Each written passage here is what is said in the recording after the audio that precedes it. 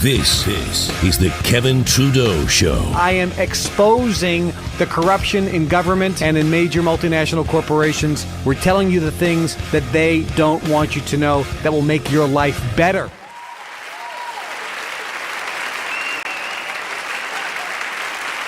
Kevin Trudeau here. Thanks for joining me. The most exciting day of the week, the Kevin Trudeau Show. Everything they don't want you to know about that's going to improve the quality of your life. And you'll have some laughs. You'll learn some things. You'll have some aha moments. Ooh, we're going to have a lot of fun today.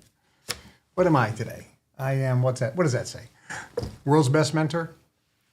Mm-hmm. Yeah. Oh, again, I get the deaf mutes over here. They just kind of look. They look funny. It's like, what's it? World's best mentor. Thank you for joining me. I'm going to change from the world's best mentor. We will move the world's best mentor. Now what does it say, fellas? Help me out.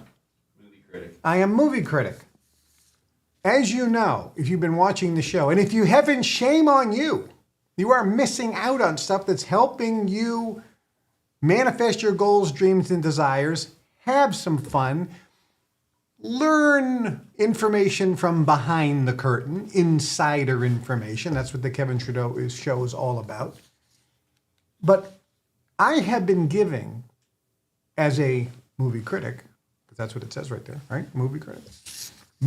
Phenomenal movie recommendations. And this week, I am not going to give you a new movie recommendation because some of you, shame on you, have not watched the movie recommendations that I have. But those of you who have put your comments down and said spectacular. Some people have sent me emails.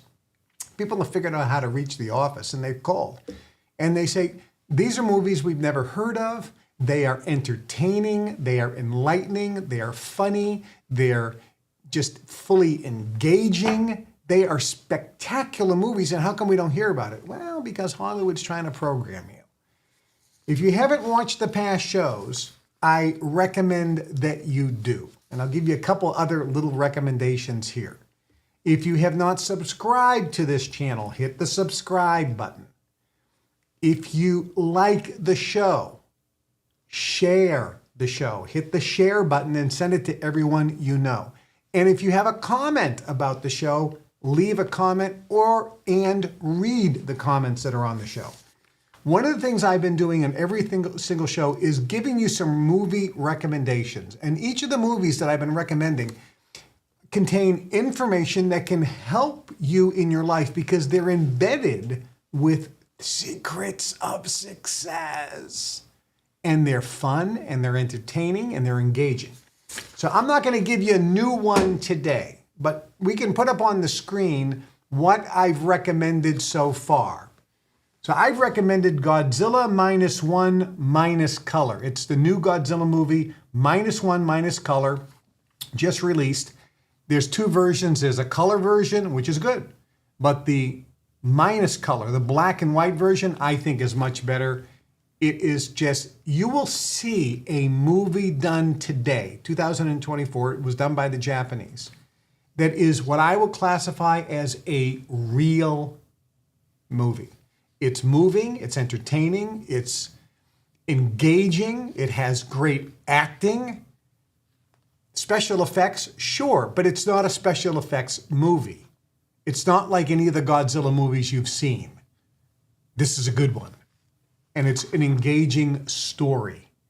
And it's got a surprise ending. It's good. So that's one. Kung Fu Panda, the original Kung Fu Panda, has embedded in it the secrets of success. I taught a seminar in the Global Information Network for a whole morning, 3 hours, and I used clips from Kung Fu Panda. And the audience was blown away because they had not seen the secrets in that movie. Although when I asked the people how many have actually watched the movie, about half of the room raised their hand, maybe less than that. And those who did, afterwards, I said, did you notice this in the movie when you watched it? Nobody raised their hand. It's embedded with the secrets of the universe, and it's entertaining. It is fun for the whole family.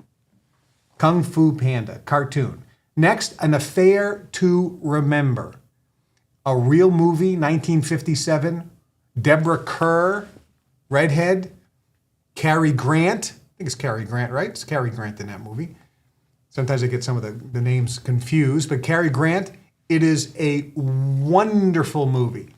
And it shows about focusing on your dream. It is powerful, entertaining. It is also fun for the whole family because there's no nudity, there's no cursing, there's no swearing, there's no adult themes. Everybody in the family could watch this movie. If this movie, which came out in 1957, came out today, it would be rated G. You can't even make that movie today.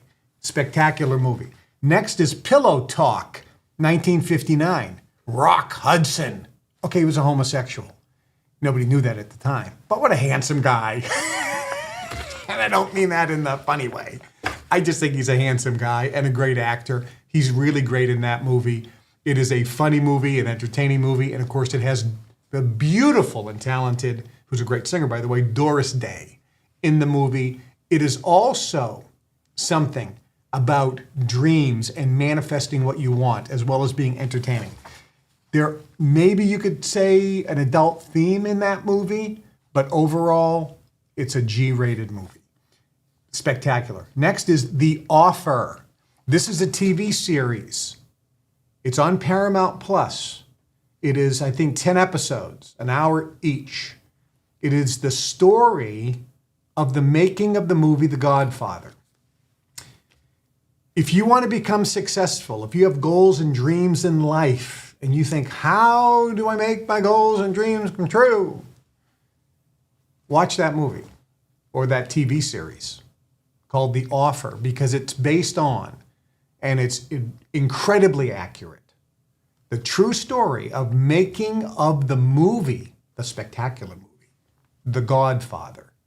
You will see how to overcome adversity in real life like you've never seen before. Watch that movie. It's not a movie, it's a TV series.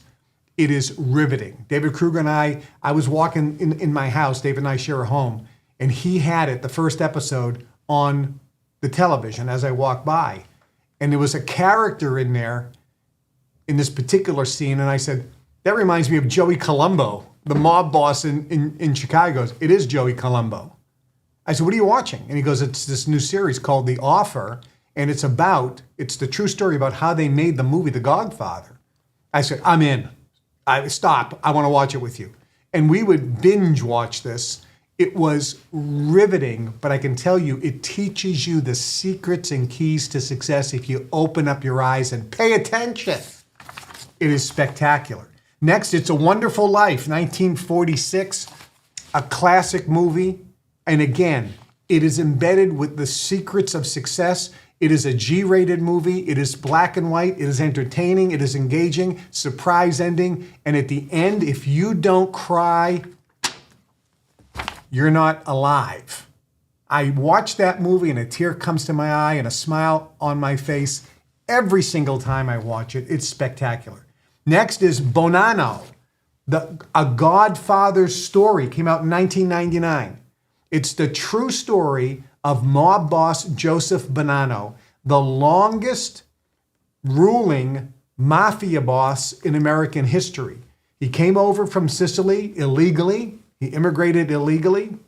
He became a member of a crime family. His boss was killed.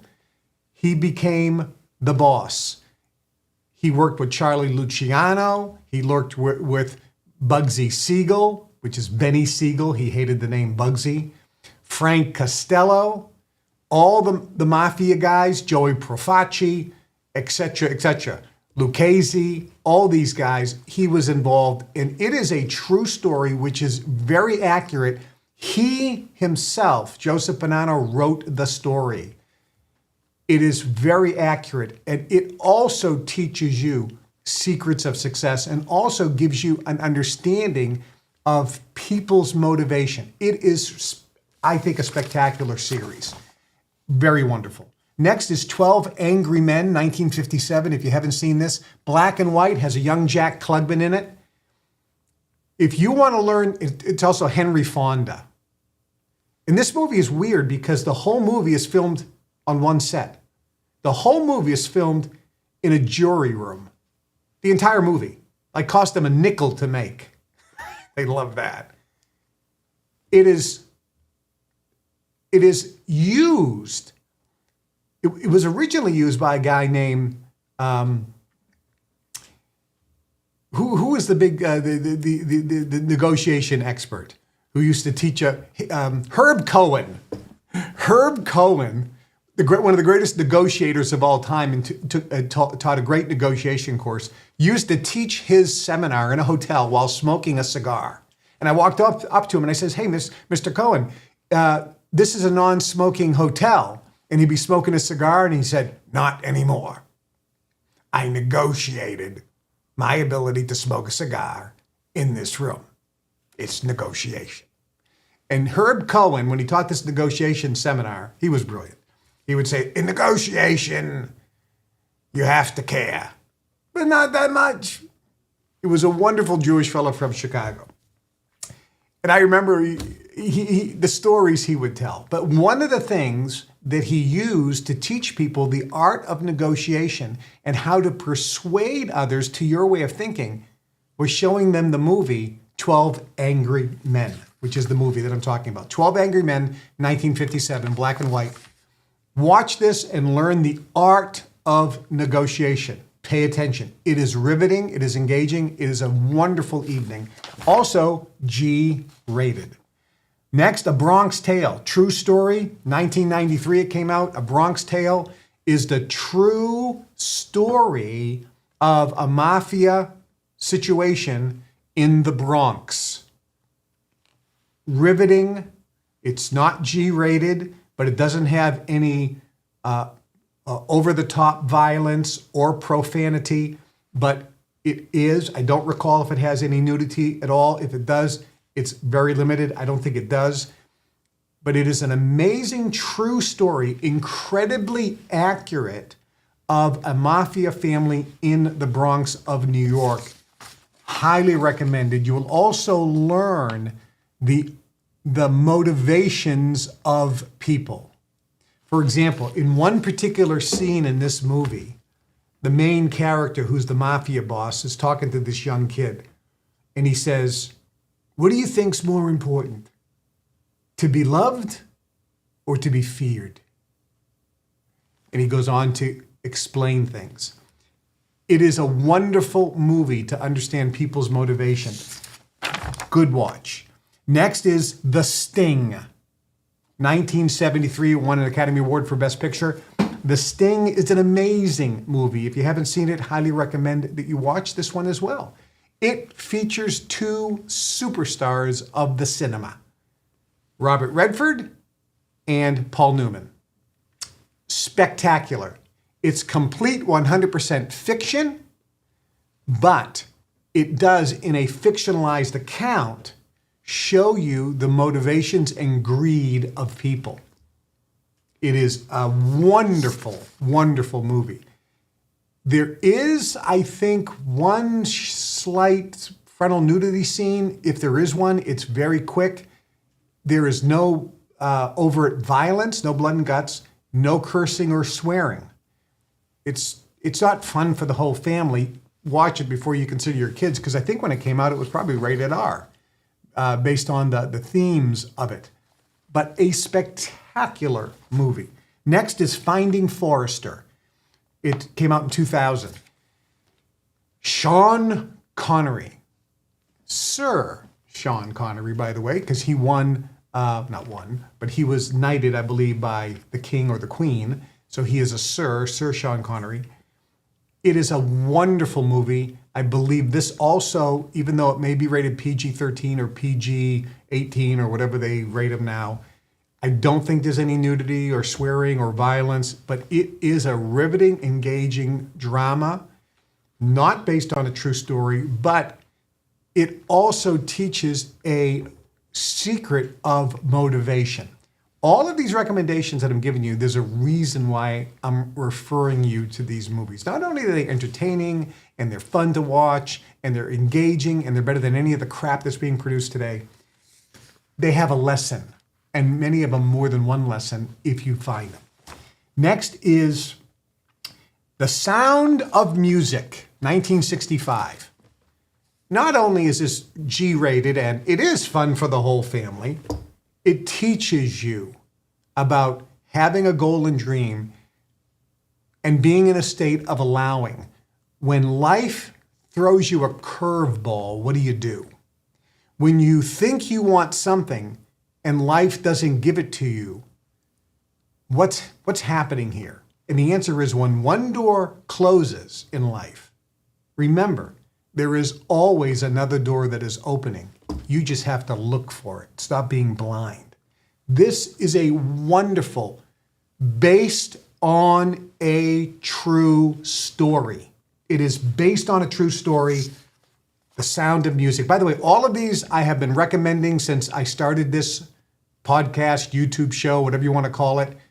I know you haven't watched every single episode. Some of you have. God bless you. You are better for it. But many of you haven't. Shame on you. No, seriously, I know you can't. You probably haven't watched them all. But now I'm getting you caught up on some of the critical things. And if you haven't, if you want to binge watch something, binge watch our shows. Binge watch the Kevin Trudeau Show. Share it with everybody. Make sure you hit the subscribe button and leave a comment. That's how the show is going to grow. And right now, it is growing every single week, and it's going to grow faster. You need to subscribe if you haven't subscribed. You need to share it if you haven't shared it. And you need to leave a comment if you haven't left a comment. There's a subscribe now right there, and share this with everybody. So these are what I'm giving you is what I've recommended so far on the show. The Sound of Music. What else can you say? It's got singing, it's got drama, and it's based on a true story of the Von Trapp family in the 1930s in Austria when the Nazis came in. Talk about learning secrets of success, setting goals, dreaming big, overcoming adversity. It is entertaining, it's engaging, it's a true story, it's motivational, it's inspirational. It's a beautiful story because they win. It's good. Next is a movie in 1979, which is fun, and it is not fun for the whole family because there is nudity in this. Well, now we know which movie everyone's going to be watching, right? Right? Every guy watching. Oh, good. I'm going to write this one down. There's full frontal nudity with some really hot women. Okay, so now everybody's going to watch the movie. It's called 10. It's the number 10, not T-E-N. It's the number 10. It's with Bo Derek, who most of you don't even know because you're too young. Drop Dead Gorgeous, voted one of the beautiful most woman in the world. Bo Derek is in here. And there's full frontal nudity with Bo Derek, who now everybody's going to watch. The most beautiful woman in the world voted at the time, and I got full frontal nudity. Oh, and also back nudity as well, guys. I'm motivating you to watch this movie. I am motivating. And there's Dudley Moore, the little short English fellow, who is hilarious. He was also in the movie Arthur. Why am I recommending this movie? Because it has nudity. That's not why I'm recommending it. Although I know that'll motivate a lot of you to watch it. There's no blood and guts. There's no anything bad. The only thing that makes it an R-rated is the nudity. But the reason I recommend 10 with Dudley Moore and Bo Derek is not only because it is hilarious at certain parts, and there's certain parts that are drama, but there's other parts that are really hilarious. I mean, you might be really laughing and other parts really engaged in the drama. So it's an interesting movie like that, but it was dubbed as a comedy. But the reason is you're going to see a key of success, which is a word called obsession. And we get obsessed negatively or positively, but this movie has an element of someone who's obsessed. And what we think we want, when we get it, we realize that's not really what we wanted after all. That we had right in the palm of our hands, everything we ever wanted. It is a entertaining movie. It's a funny movie. That's why it's on my recommended list. Next is Confessions of a Dangerous Mind, 2002. Confessions of a Dangerous Mind is a story of a guy named Chuck Barris, who was the producer of several game shows back in the early 70s. The Dating Game, and also he produced The Newlywed Game, and he was the host of a show called The Gong Show. He was an interesting, people said a strange fellow, and he produced a lot of other winning game shows. One of the things that was fascinating on these game shows, when people won the prize, primarily on the dating game, when they won the prize, when two people won the dating game, the prize was always, you've won a trip behind the Iron Curtain to Bucharest, Hungary, or to Romania, or to Belarus, or to some country that was always behind the Iron Curtain. Every single time they won. I mean, once in a while they went to San Francisco or New York, but almost always they were sending people behind the Iron Curtain. And the reason they did this is because Chuck Barris was an assassin. He was part of the MK Ultra program in the CIA, and he was an assassin for the CIA and was using this as a cover in order to get into Eastern Europe so he could kill someone and then get out very quickly. Now, Chuck Barris today says, oh no, I just made everything up. And he says it, and he always laughs like, are you all stupid? Of course it's real. It's his true story. Now it's dramatized, of course, but the reason why I recommend this is for you to understand a little bit of how the world works. It is also a very entertaining movie. Effectively, it's based on a true story of a CIA assassin who was in Hollywood producing game shows. So check that out. Next is Airplane, 1990. The reason why I recommend this, number one, it is completely politically incorrect. So when you watch this movie, you'll be like, I can't believe they're making fun of cripples. I can't believe they're making fun of Jews. I can't believe they're making fun of black people. You know, it's like, what is going on here? I mean, it is unbelievably, completely politically incorrect. The guys wanted to offend everybody. But back then, nobody got offended. And the reason why I recommend this is you might be shocked, you might be appalled, or you might laugh hysterically. But it's a recommendation for you to understand the sensitivities that the powers that be are trying to instill in you today. Back in our day, we weren't sensitive because nobody took things personal. I remember sitting around the table in Lynn, Massachusetts, where I grew up. And there was a friend of ours who was black, another guy who was Jewish, another guy who was Greek Orthodox, another guy who was a Polak. That's what we used to call them, Polish, for those who don't know what Polak means. Polish. And then I was we had an Irishman. We had two Irishmen, O'Neill and O'Connor. And then we had couple Italians, Lavorante, Tranfaglia, and myself. So we were the Italians. Even though I had the French-Canadian name, I always called myself Italian, even though I'm only half Italian because my mother's Italian from Italy. But when we would be sitting around, we would be calling each other names. You dumb Polak. They'd look at me, you guinea wop, you dago. These were derogatory terms. We were friends. We didn't take offense. We said them not to offend somebody else or talk derogatorily to one another, but to show the absurdity of prejudice. Do you understand?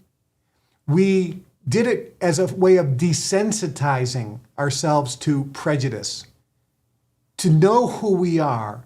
And it didn't matter what somebody said about us or thought about us.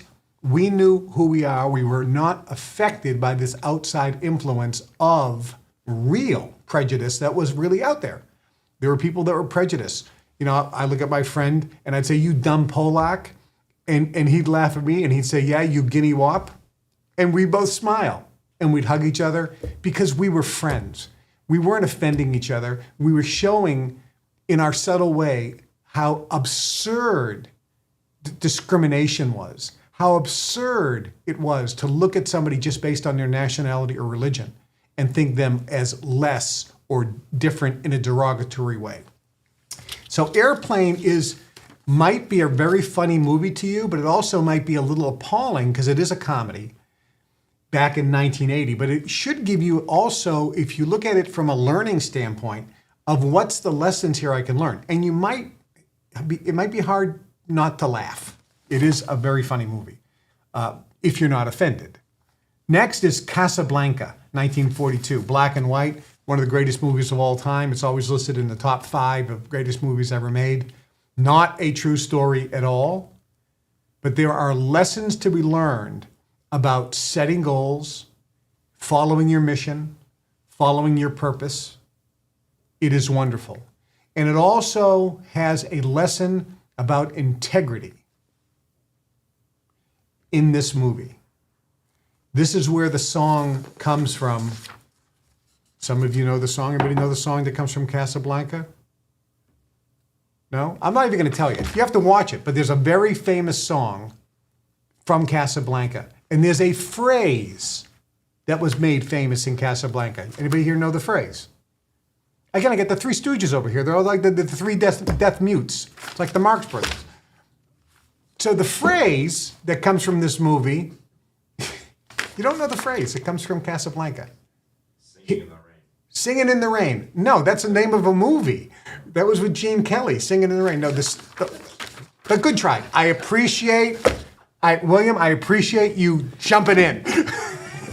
Although sinking to the bottom, but I appreciate you jumping into the deep end. No, the phrase that comes from Casablanca is, "Here's looking at you, kid." Did you ever hear that? "Here's looking at you, kid"? Of course, Brian's over there. You've never even watched the movie. What do you... Okay, so "Here's looking at you, kid" comes from this. All right. Casablanca, spectacular. Next is The Naked Gun with Leslie Nielsen, who was a really not well-known classic dramatic actor. He was in a ton of movies and bit parts. I don't think he had a big lead role, but I mean, maybe 100 or more. Like he was like John Wayne, but always in secondary roles. And he then became a funny guy all of a sudden. But he was a straight man funny guy. The Naked Gun is a movie which is also very politically incorrect. And the reason why I recommend it is, again, look for the political incorrectness in this movie.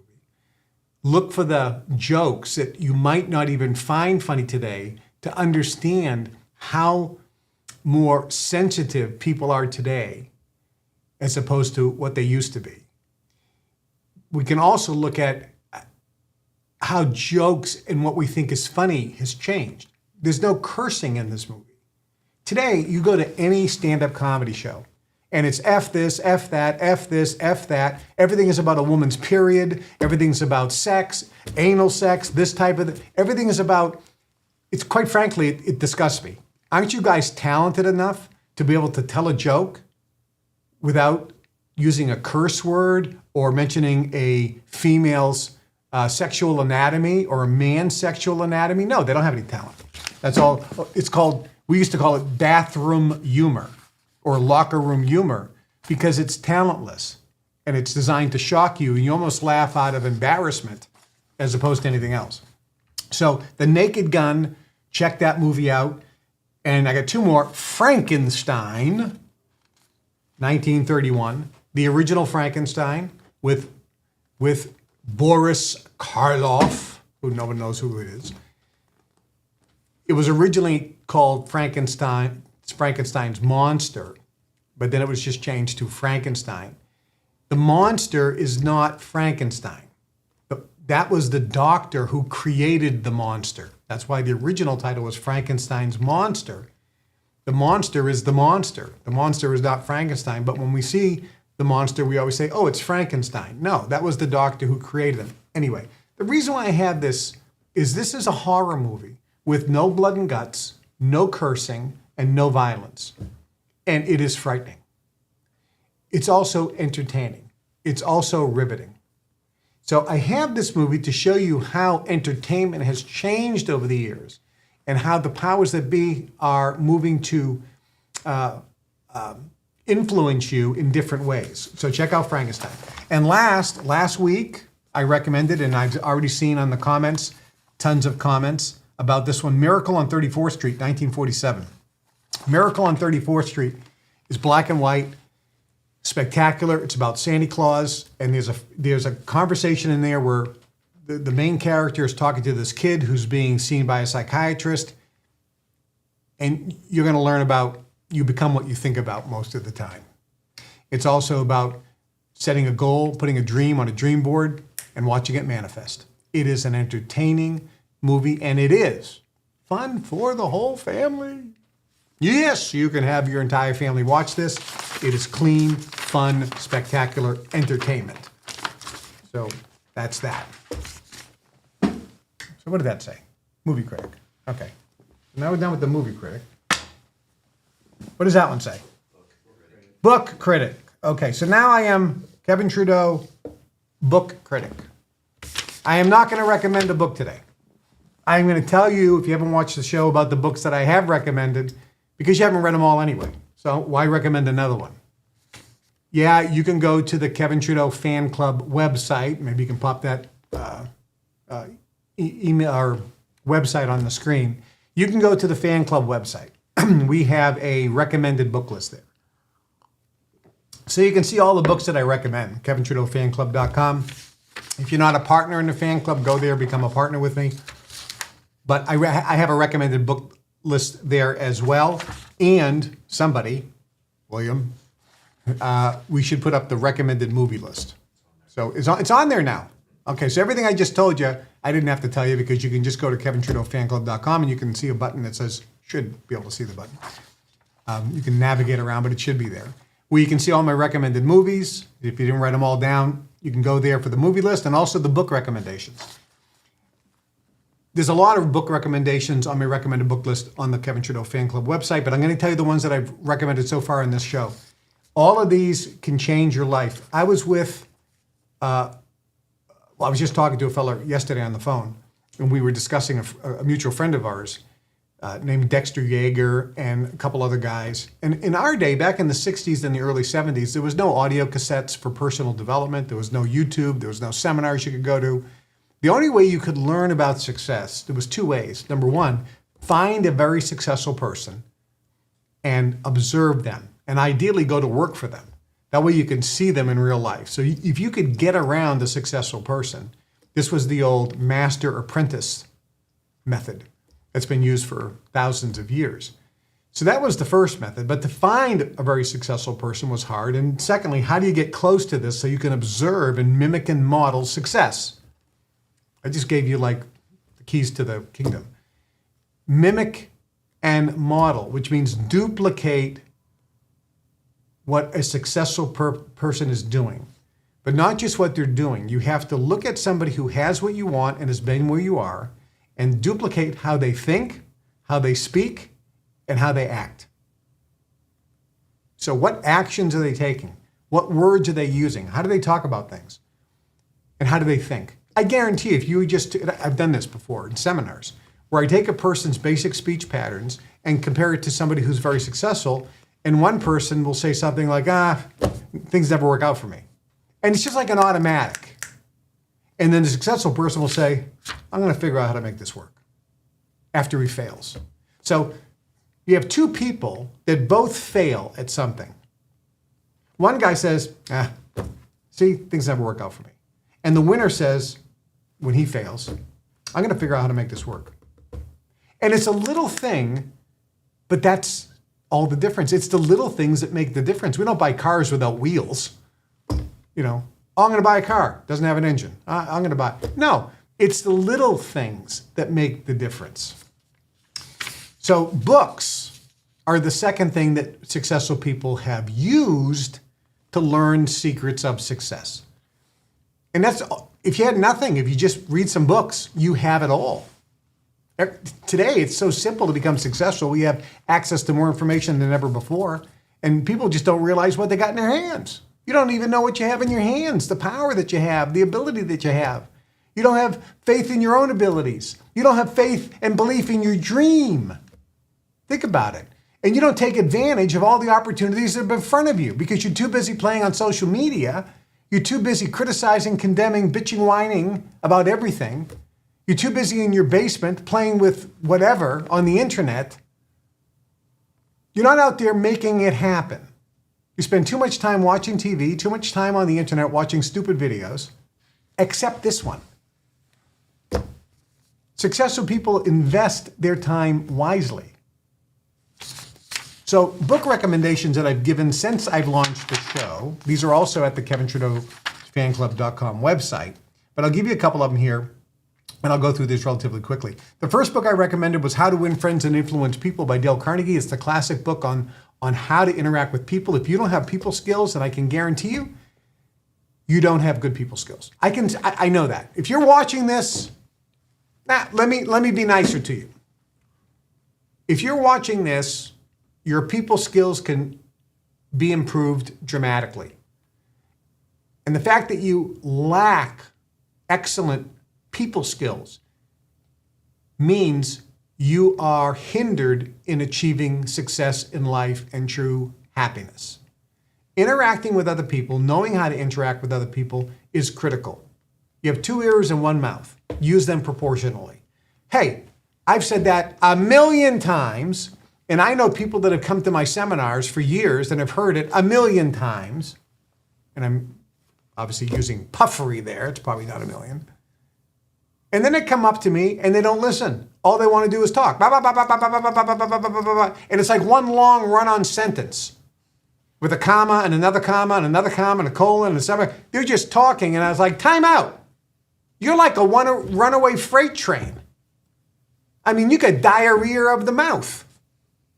You know, why don't you should take some Pepto-Bismol or something and, run it around your mouth because it's like, stop. Listen. Why don't you ask a question? Why don't you show genuine concern and interest in somebody else? I don't want to hear your freaking life story and all the dramas and challenges you've had. We all have had problems. We all have challenges. Tell me about your dreams. Tell me about where you're going. Tell me about what's good in life. Show genuine concern and interest in me. Ask me a question. I mean, I don't know much, but you're sitting there driving a 35-year-old broken down AMC Gremlin, and I'm driving around in my Rolls Royce. Maybe if you want to make some money, you might ask me a question. I don't know. That sounds like a dumb idea, right? Why ask somebody who knows something by their results? Oh no, you'd rather just tell me everything you don't know and show me how stupid you are. That makes a lot of sense. Read the book, How to Win Friends and Influence People, and you'll understand some basic things. And if you haven't read it, you need to read it. And if you have read it, guess what? You need to read it again. I was talking to a guy about this book. He says, I read that book. I know everything about it. And then he just started talking for the next 15 minutes. I go, time out. Did you read the chapter where it says, God gave you 2 ears and 1 mouth, use them proportionately? Obviously, you don't remember that chapter. Also, you don't remember the chapter that says, everybody's favorite subject is themselves. And if you want to become liked, show genuine concern and interest in others by asking them questions about them and listening instead of talking about yourself. Clearly, you don't remember that chapter, Mr. Diarrhea of the Mouth. So it's a really good book. If you want to make money, you want to succeed, do you want people to like you? Read How to Win Friends and Influence People. And not just read it, but apply it. Next is Karmic Management. Spectacular book. If you want to become successful in business, if there's one book you can read, read Karmic Management. And then its subsequent book, actually, was the predecessor called The Diamond Cutter. But Karmic Management is small, it's short, it's quick, it's to the point. If you want to make money, hey, anybody here want to make money? Okay, I am book expert, book critic, okay. If you want to make money, read Karmic Management and apply it. If you don't do anything else, it'll work. Next is The Secret, which talks about the law of attraction. It is the easiest book to read. I also recommend watching the video. Next is a little tiny book called It Works, the famous little red book that makes your dreams come true. This will take you 8 minutes to read. No, that's if you read one word at a time really slow. This book will take you less than a couple minutes to read and gives you the absolute simplest recipe to making all your dreams come true. It works. Read it again, read it every morning. If you put that book by your bedstand and before you got out of bed, read that book every morning for a month, your whole life will change. It's called It Works.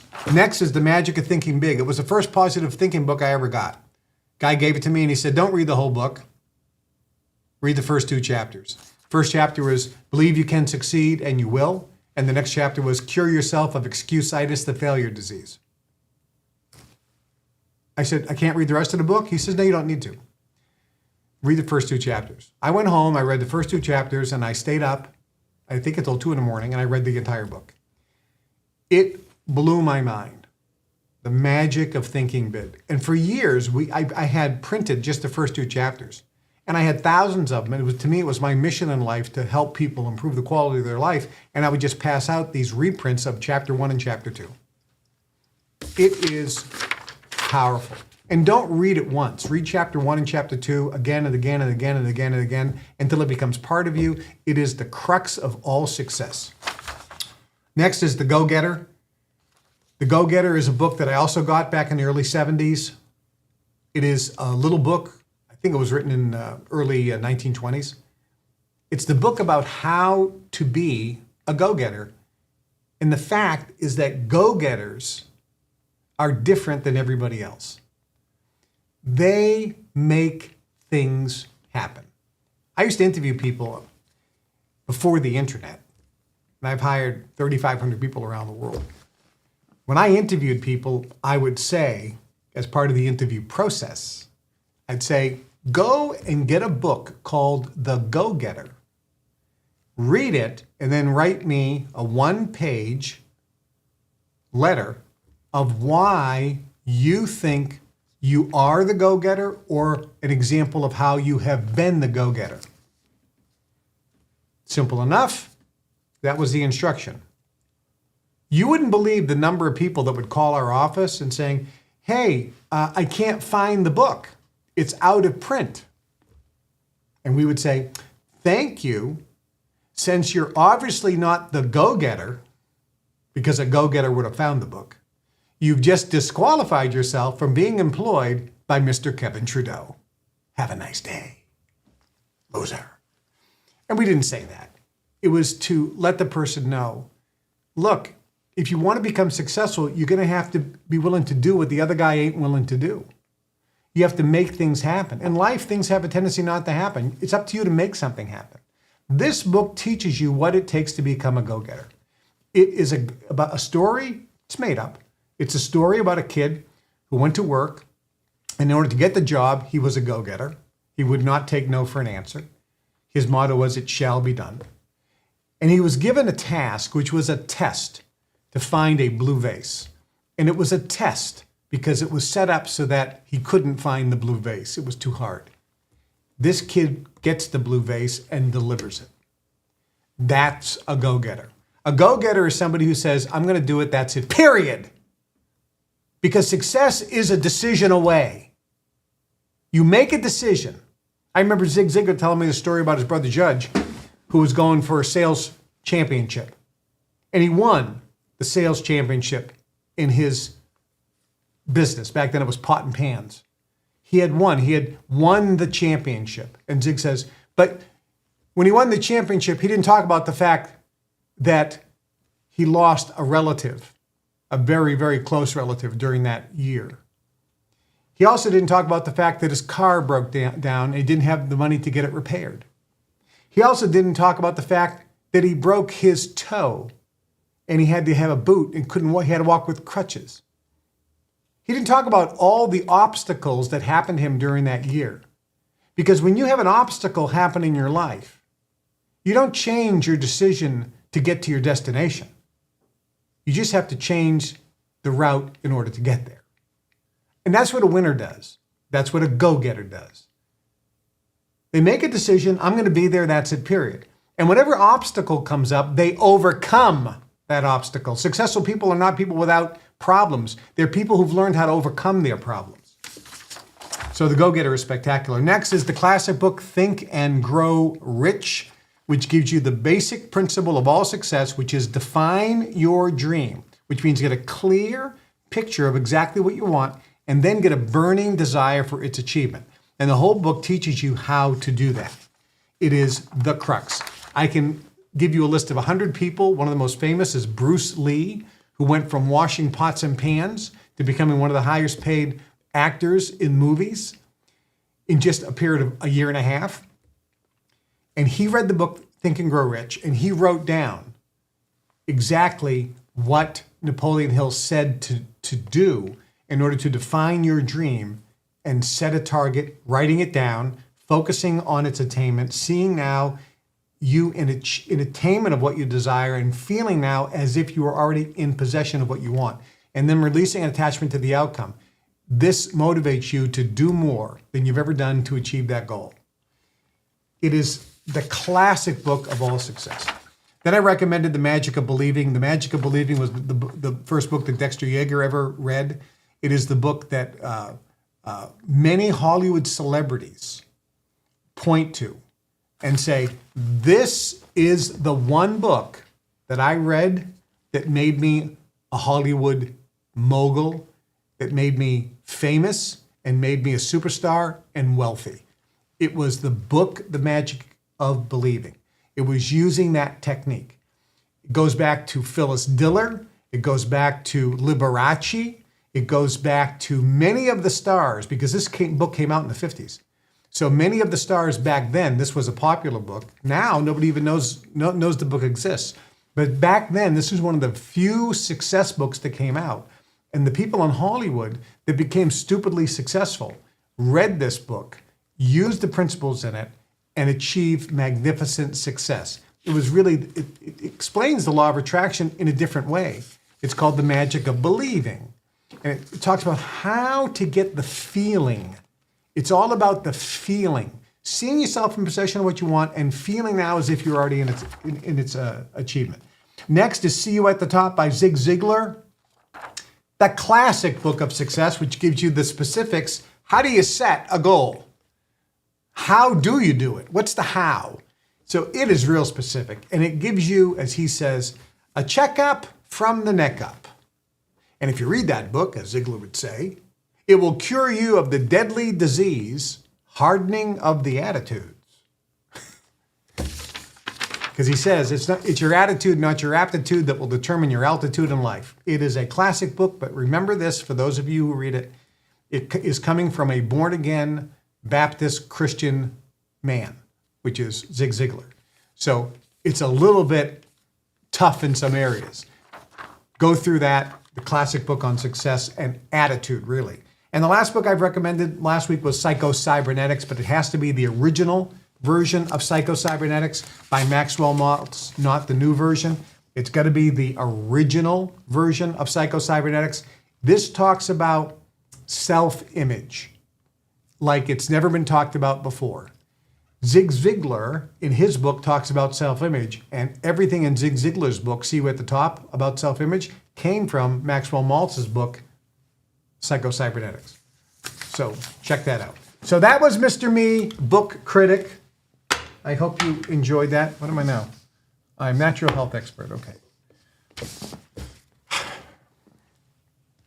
All right. So calm down.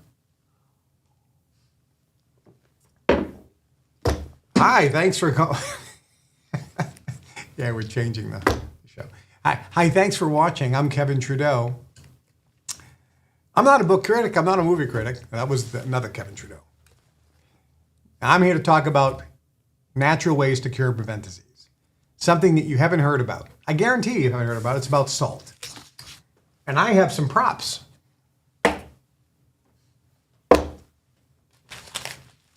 All right. If there were a way where you could lose 10 pounds without changing anything except one simple thing, you probably want to know about it, right? If there were a way where you could reduce blood pressure by just changing one simple thing, you probably might want to know about it. There is. It's salt. We all consume salt. We consume salt in two different ways. The first way we consume salt is by putting salt on our food.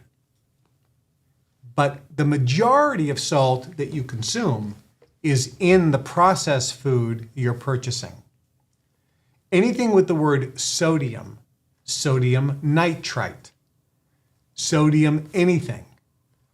Sometimes they do use the word salt.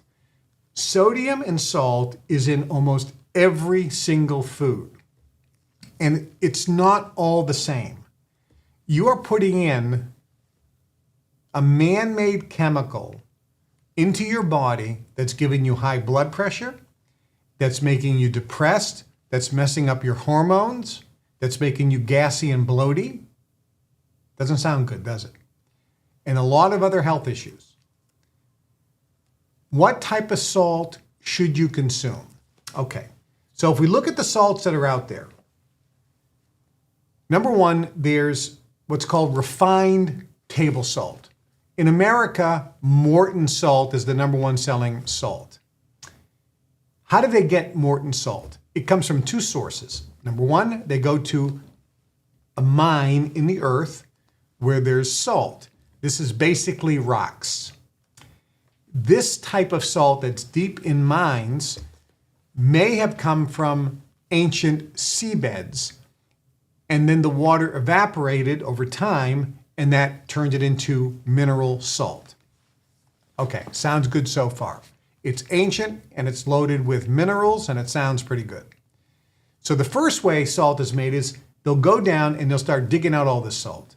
But the way manufacturers, and you can go to the Morton Salt website, and they show you how they do this. They dig out all the salt, they grind it all up, but then what they do is they bleach it because they want to turn it nice and pure white. So they put chemicals on it.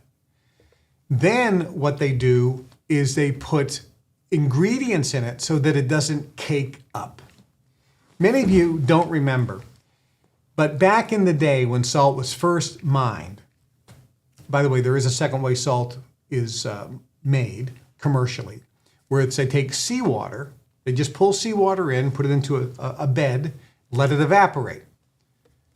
But they don't do that anymore. It takes too long. So what they do is they take seawater, put it in big vats, and boil the hell out of it. That way it can evaporate very quickly. This is no good. It leaches all the minerals out of the salt. Then they bleach it, they grind it up, they put it in bags, and they send it to you. In the old days, when you had a salt shaker, if it was humid outside, let's say it was raining outside today, the salt wouldn't come up because it would clump together. So people had to put rice, bits of rice, in the salt shaker, and the rice would absorb the moisture, and then the salt would shake. Morton then came up with the technique of adding chemicals to the salt so that it didn't cake. And then Morton had a tagline which said, "When it rains, it pours." That meant when it was raining outside, their salt still poured. So what happened was, salt, Morton salt, was put into a big block called a salt lick. This was sold to farmers who had cows. This way the cows could lick the salt. This would help them retain some water. That way they didn't have to drink as much water and they would still be hydrated, which was good. Then Morton came up with this method of adding chemicals to the salt so that it didn't cake up anymore. Thus, when it rains, it pours. So now Morton changed their salt, the new salt that didn't cake, and they formed it into the salt lick, and they sent it to the farmers, and they put it in bags and sold it to us. The farmers called up and said, "We have a problem. our cows are exploding. They were licking this new salt that Morton was making, which didn't cake up. The cows then would retain too much water and their heart would explode.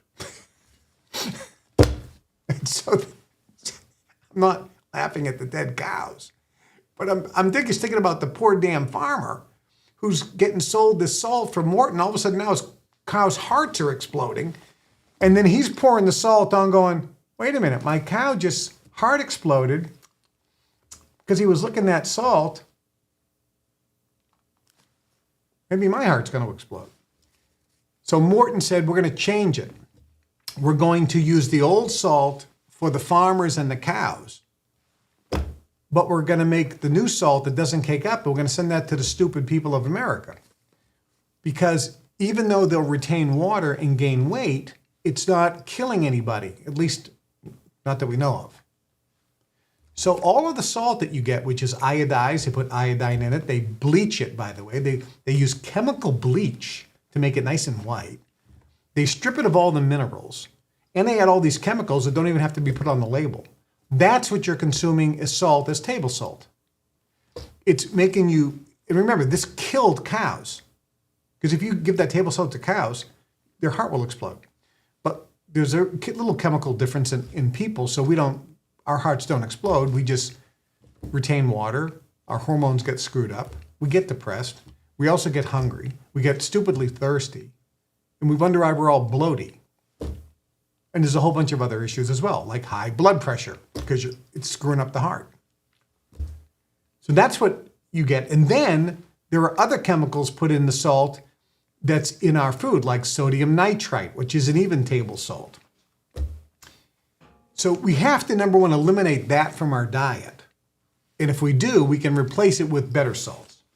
So refined table salt is actually a man-made chemical.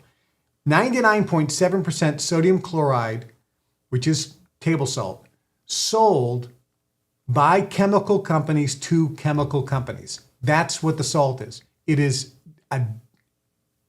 not real salt. Hand-harvested, unrefined sea salt has not been stripped of the trace minerals that make each sea salt unique in both flavor and health properties. So pure sea salt, which is seawater, is put into beds, and the sun is allowed to evaporate the water, and what you have are salt crystals. That's sea salt. It's loaded with healthy minerals. It is not bleached. Well, some sea salts are, but let's assume that it's a proper sea salt. It's not bleached. This is something that is very healthy for you. The FDA allows manufacturers, now the FDA is the American Food and Drug Administration, but this is the same all around the world, if you're watching. The FDA allows manufacturers to add up to 2% of government-approved, quote, safe, anti-caking and free-flowing agents and not list them on the label.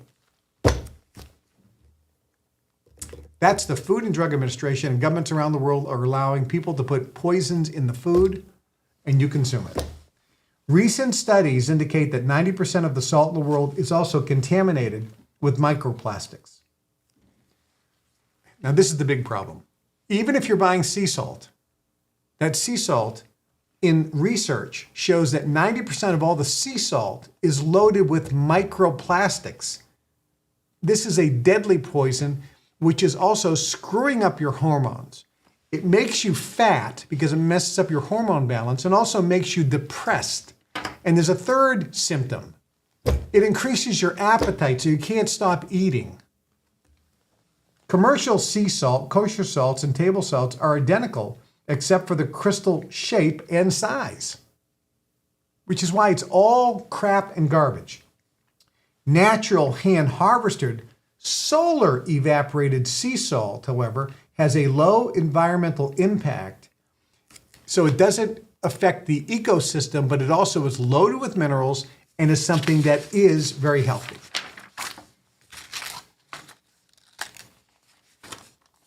There's an article here that has researched this at length, and it talks about how highly processed salt, which is almost everything that's in food, is often bleached and contains chemicals to stop it from clumping, which I'd mentioned.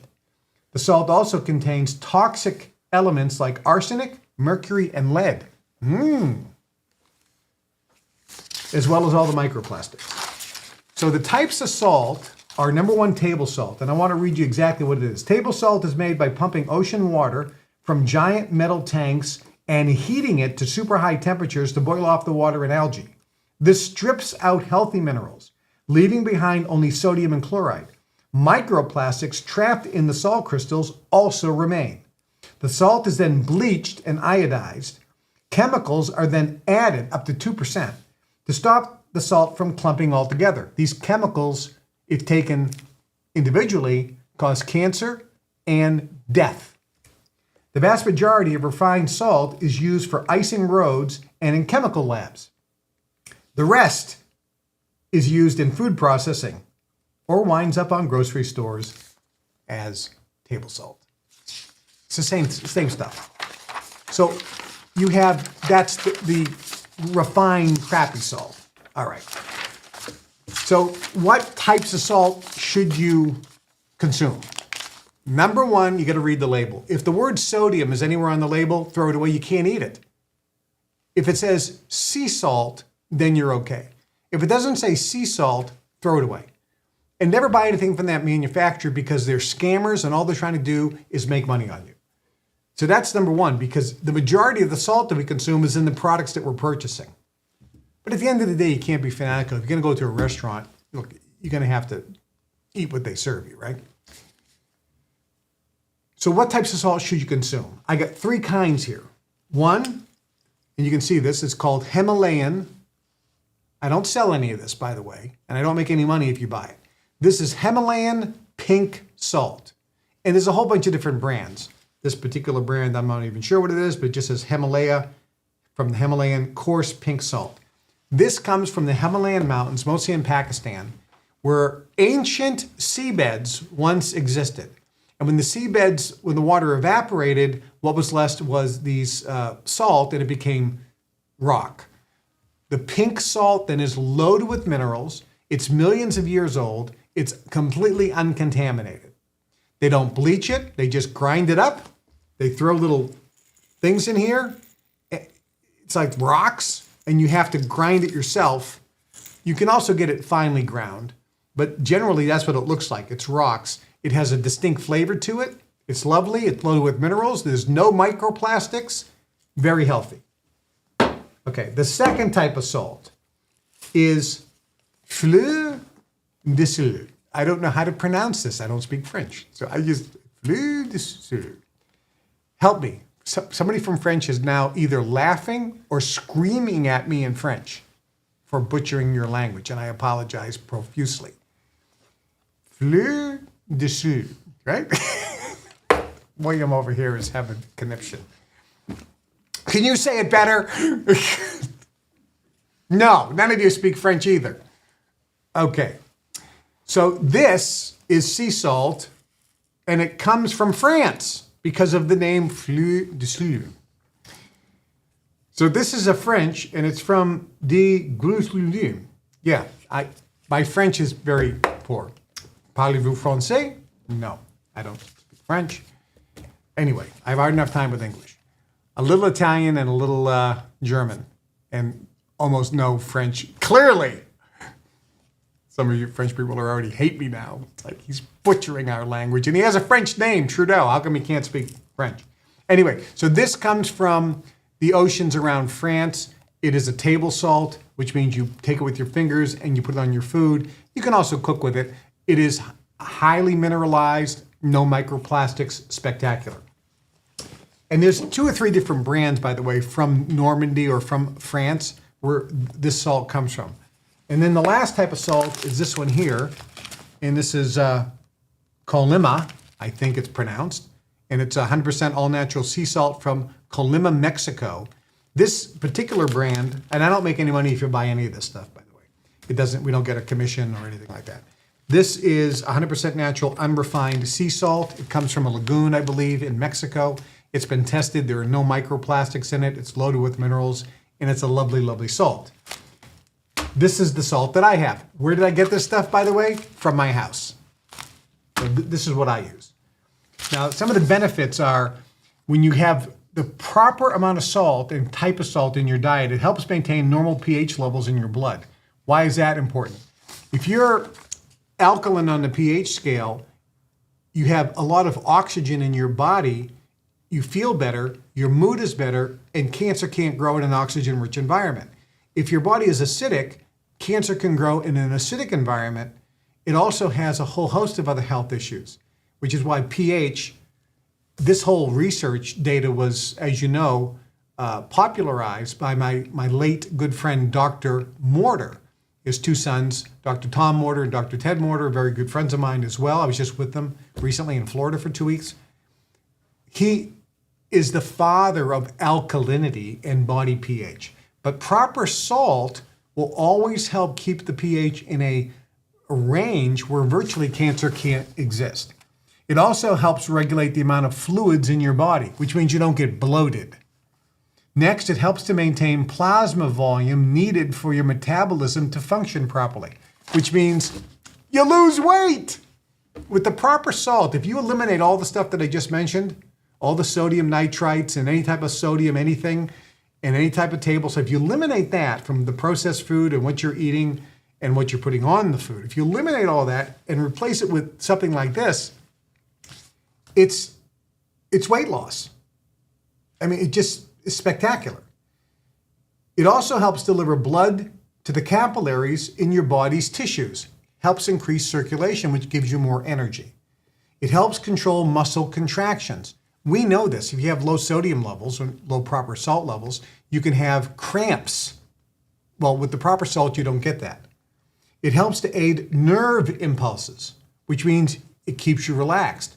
It also helps the calcium and magnesium assimilate into the body properly so you don't have muscle cramping, you sleep better at night, and it makes you calmer throughout the day and reduces stress and anxiety. It also helps break down food in your stomach, which means your digestion is better, which means you don't burp and have gas or bloating. So the proper salt can have all of these amazing health benefits. And that's why I am the natural health expert. So I hope that was helpful to everybody.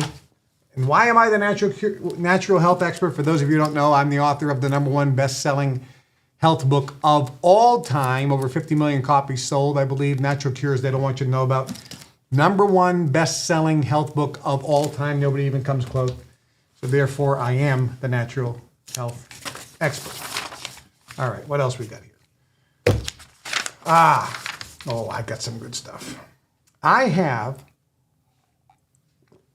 by the way, I just got back from a weekend event for the Global Information Network called Dream Weekend. If you were not there in person or virtually, you missed out on a life-changing event. In 1979, after years of being trained in the Brotherhood, I just didn't have motivation. I loved the training. I was passionate about the training, but I wasn't really applying it. I didn't have goals and dreams. I wasn't trying to manifest anything. I was just really a professional student. And my uncle said, you need to go to a weekend event. There's a guy there by the name of Dexter who's going to be speaking.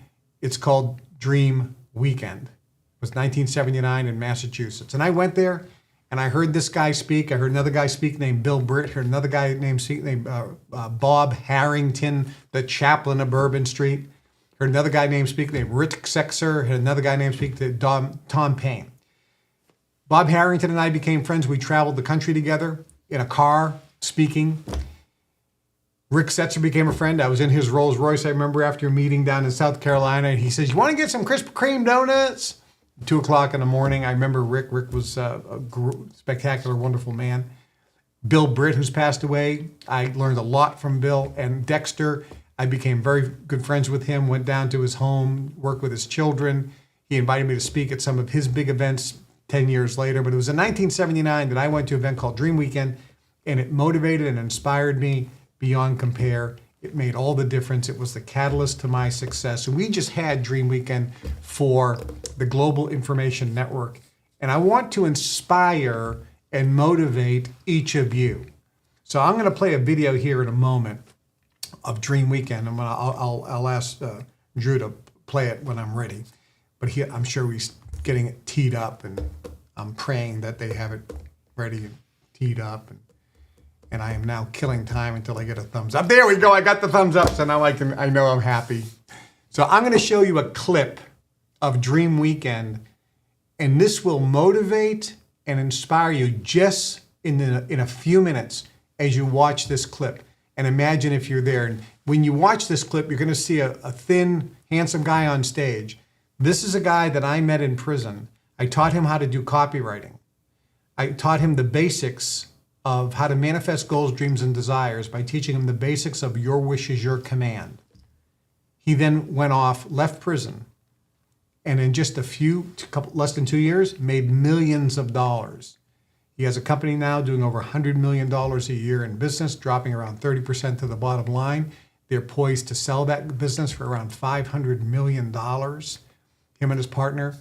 An amazing success story, but he's not the only one. There was another gal there named Tina. She worked for me as a file clerk back in the early 80s, part-time. She was an immigrant from South Africa. She observed me. She read some of the positive thinking books that I recommended to you. She read them. She applied the techniques. She observed me and followed a pattern of success and went on to make millions and millions of dollars, and then built a real estate empire. She's financially free. She's financially independent, worth millions and millions, starting from zero. These techniques work if you work them. And she was there. You're going to see her on this video as well. So take a watch of this video. Get motivated and inspired, because what others have done, you can do also. Let's play it. Welcome to Dream Weekend, baby! This is the start for you. More people are going to look back and say, this was my weekend. This is where I made a decision. I can guarantee it.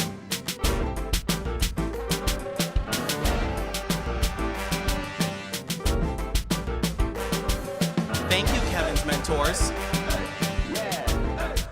Thank you, Kevin's uncle. Thank you, brotherhood.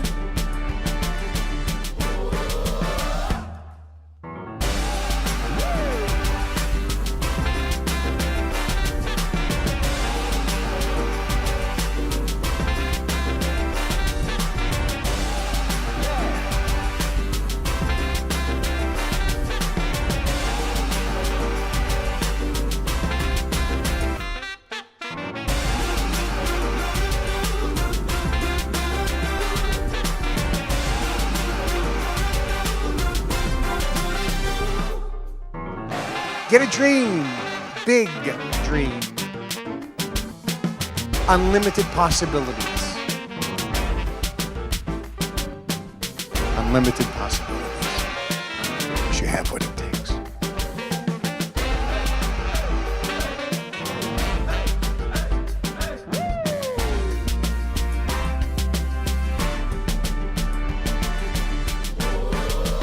You got what it takes.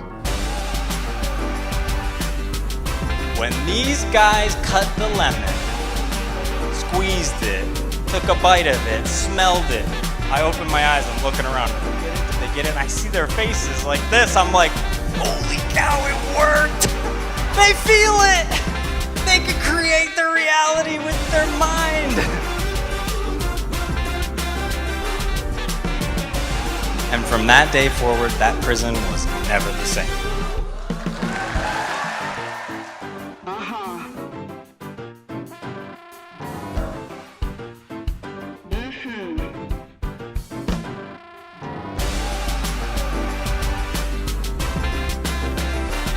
You become what you think about most of the time.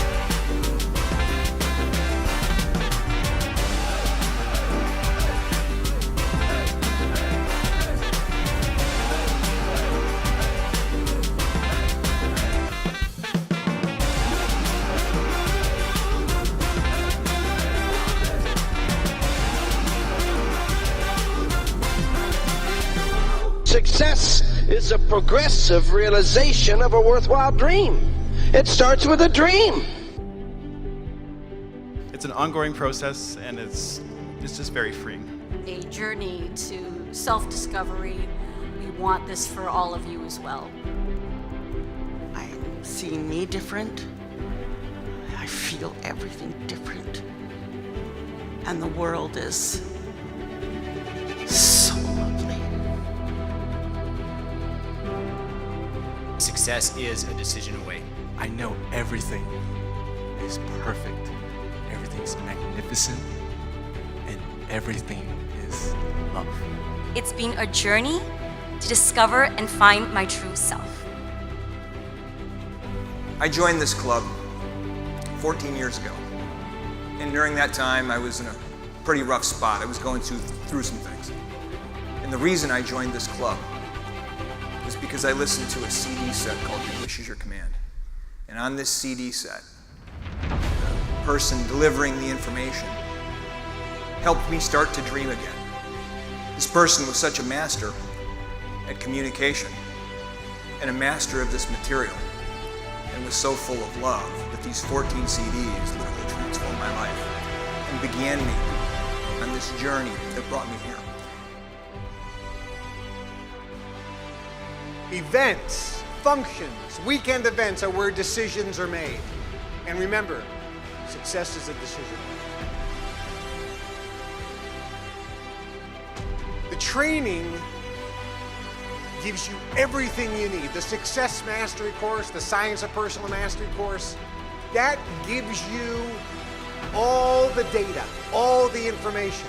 That's the engine. The gas in the tank is the dream. I can't give you the dream. I can give you the training. I can give you the Ferrari. I can give you the engine with 1,000 horsepower. But you have to put the gas in the tank, and that's the dream. But you have to do something else. You have to start the engine. You have to drive the car. You have to push the accelerator down. That comes from making a decision. And decisions are made at major functions. The power of this is unprecedented, and the system of Jinn, outside of the Brotherhood or Skull and Bones or some of the other groups, which are, I mean, we're talking a handful of people have access to it. You've got everything you need in this club. Get your burn. Is it going to be you? You're going to positively impact other people. Succeed then. And again, it's hard to explain in words, but it's like if you were climbing up a mountain, not realizing you were climbing up a mountain, and you had boulders on your back, and you had chains holding you back. And then all of a sudden you realize that those chains and those boulders were gone. I am back. Isn't that exciting? I'll tell you what, for those of you who are there, you know what I'm talking about. If you were not there, you missed out on a great opportunity. I'm going to encourage you to go to globalinformationnetwork.com, sign up, and become a member in our club. And I'll tell you why. This is the website on the screen. It's only $38.95 to become a member and $18.95 a month dues to be an associate member. You get the Success Mastery course at the associate level. You get Your Wish Is Your Command. You get a whole host of other training. And then if you upgrade to level 1, you get a lot more benefits. But I'll tell you what you do get. When you become a member just for $38.95, you get to go to one of those events absolutely free. And the next event coming up is going to be Family Reunion here in Chicago at the beautiful Palmer House Hotel, world-class hotel. And you get a ticket to the entire event absolutely free. All you have to do is, if you want, buy a ticket to the banquet on Saturday night, which is a formal banquet. But the entire event, which is worth thousands and thousands of dollars. If Tony Robbins put on an event like that, he'd be charging you $15,000 for the weekend. You get a better event, a more impactful event, an event that's going to change your life, help manifest all your goals, dreams, and desires, absolutely free. All you have to do is become a member in our club. So go to globalinformationnetwork.com and you can become a member in the Global Information Network. It was a world-class event. All right, now I am going to give you some dates. So if you have a piece of paper, you may want to write these down because I have some dates of things coming up that you might want to consider. You know your situation better than me. Whatever you want to do is 100% okay with me. I know this stuff. I do this, and the reason I'm doing the show is for two reasons. Number one, it's to help you. It's improve the quality of your life and improve your standard of living, to help you attain enlightenment and spiritual freedom and liberation, and to help you manifest any and all goals, dreams, and desires that you have. That's why I'm doing this. And I'm not doing it to make money, because I don't make a penny. As you know, any income that comes into the fan club, or any income I get from the Global Information Network, or any income I get from any business, 100% of that money goes to the Federal Trade Commission to pay off the outstanding debt and to pay my lawyers. I am not allowed to keep anything beyond $3,750 per month. That's what I am allowed to live on. I don't make a penny more than that. That's what I am allowed under the law right now that I agreed to live on. So think about that. I don't have to be here. I'm doing this for you. And the reason I'm doing this is once these things are paid off, then I'm going to be doing more for you than you could ever imagine. So I'm going to give you a couple dates here real quick, and then I got some really cool things to talk about. I'm going to talk about something very non-controversial. Gaza and Israel and what really is happening there. And you do not want to miss that. So I got a few things here to share. The show today, real powerful. So write these down. Number one, some of you know I offer the money processes. I don't get a penny of this. When you pay for the money processes, the money goes to the company. Company pays the salaries and the rent. And then when they give me anything that's extra, it goes 100% to the Federal Trade Commission. I don't make a penny. The reason I offered these money processes is, if you haven't heard the story, I was struggling, even with all the training in the Brotherhood. I was happy and joyful and all these wonderful things and making tremendous progress and being used, similar to the TV show The Pretender. I was used to do a lot of different things for large agencies within the U.S. and world governments. Oh, there's a world government? Yes. Because of my abilities in the Brotherhood. But making and manifesting money, I was young, I was 12, 13, 14 years old, 15 years old. But I still thought, hey, I knew people that were making huge amounts of money even at that age. There were some blocks, energetic blocks, that was holding me back. And my uncle in the Brotherhood said, let me run a process on you to clear the block. And I ran a process, money process number one. It cleared the box, and within a couple weeks, all of a sudden, I virtually had hundreds of thousands of dollars coming in. And this was when I was around 15 years old, 13, 14, 15 years old. It was unbelievable. I realized later, after I had made millions, that there was more than one money process. And these processes clear blocks that are in the field on 33 different dimensions. When you release them, so much energy leaves the body, you feel lighter and happier and more joyful. Everything shifts energetically, but now you don't have a glass ceiling. What appeared, it was like in the past, if you're trying to make money, you feel like you're swimming upstream. Or if you're trying to make money, and let's say you read all the books that I recommended. You read Think and Grow Rich, you read The Secret, you read all these different things, you watch the video, The Secret, everything that I suggest and recommend, but you still struggle. You still feel like you're swimming upstream, or like you're walking up a mountain with 300 pounds on your back, or the wind's blowing in your face, or like everything is going against you. It's true. Energetically, there's all these things that are throwing obstacles in your way and blocks and roadblocks, and it's going to be a big struggle to make money. If you have the energy, the energetic blocks removed, then everything becomes easy, and you start attracting money faster and easier than ever before, and that's what happened to me. And I'll give you an example. I got some letters, because these money processes I put together to help pay off the Federal Trade Commission, because I don't get a penny from this. I'm a 75-year-old retiree. I've been trading stock options for several years to provide additional income. I consistently make between $1,000 to $1,500 per week. However, I placed my trades as usual the day before departing to attend the money processes. These trades were placed on the same stocks as always. After returning home from Chicago, I found my trades over the 3-day weekend when I attended the money processes and had the energetic blocks removed, had netted me $14,000. What's up with that? Exclamation point. That's the power of the money processes. As we were flying home from the money processes, our daughter notified us that she received 2 notifications from colleges that she was accepted, and both offered completely unexpected scholarships. We didn't qualify for scholarships, so I thought. One of the scholarships totaled $122,000 and the other totaled $56,000. Thank you, Kevin. That was a fast result from the money processes. That's the type of stuff that happens.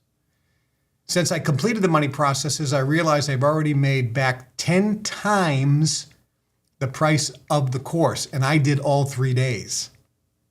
But that was just the beginning. I relocated to a global money center with my family, have been offered an amazing CEO position out of nowhere, which I turned down for an even better position, and I've been invited to join a very high-level exclusive financial group in my new home city. My health has also serendipitously improved tremendously. My relationships have also deepened and become even more loving, and I am happy. I'm as happy as I've ever been in my memory. I'd say that that's a pretty good return on investment of the money processes. Think about it. The money processes definitely change things. I'm a sales consultant for Honda, and I just manifested $5,000 in a few hours on just one deal. This is my first time ever doing this. The money processes are powerful. Thank you, Kevin, for giving us the opportunity to unleash our powers to manifest money easily and fast.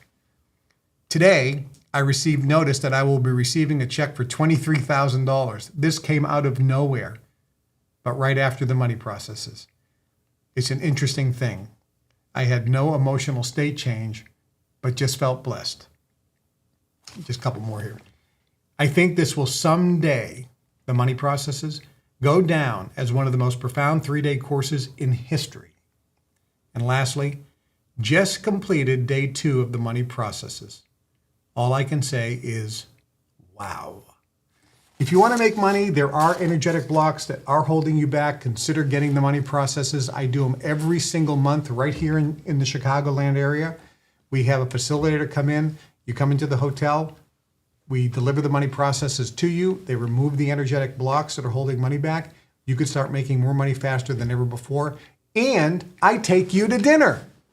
We just had a dinner last Saturday at Morton Steakhouse. We went out. We had a bunch of people there that had done the money processes. We had a magnificent, fun time. I took one other person to dinner the next night, who was one of our video hosts at Dream Weekend, and we had a magnificent time. It's available to you. So if you want more information on the money processes, you can send us an email to moneyprocesses@kevintrudeau.com. moneyprocesses@kevintrudeau.com. And if you can't come to Chicago, even if you just get one money process, we will send one of our facilitators anywhere in the world to you.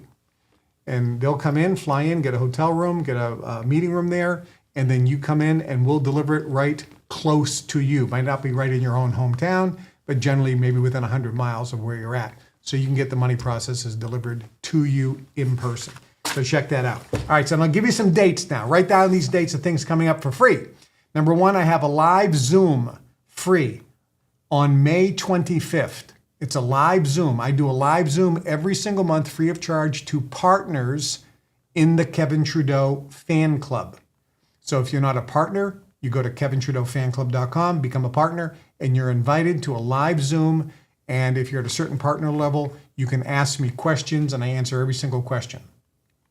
Next, I'm doing a live seminar and rally on June 1st. It'll be a virtual. So anywhere in the world, you can plug in live. And if you can't watch it live, we'll send you the recording.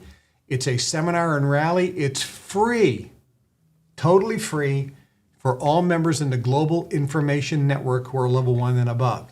So if you're not a member in the club, join. What do we do at the seminar and rally? The seminar teaches you success techniques. It's how-to stuff. Really powerful. You'll take a lot of notes. And then the rally portion is you get to hear success stories from other GIN members, which will motivate and inspire you, and they make all the difference to success. Be able to hear other people tell their story makes you know that if they can do it, you can do it, and that's a critical element to you achieving your dreams.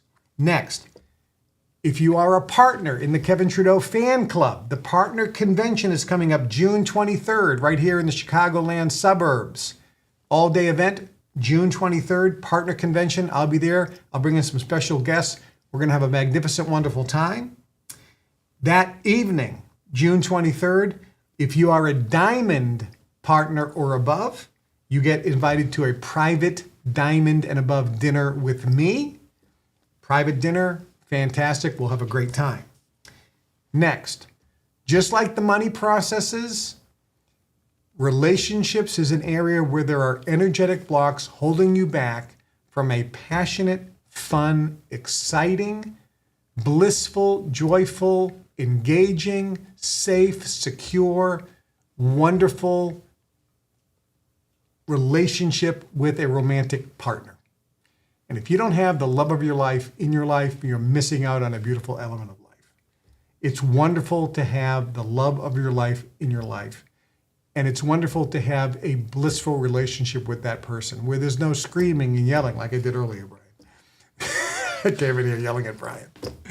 Where you're in a loving relationship with somebody and it's just blissful and happy and fun and you're playing with each other and you have great passionate sex and you have great conversations and you love each other's company and you're just joyful and so feeling so appreciative and grateful that that other person's in your life and they feel the same about you.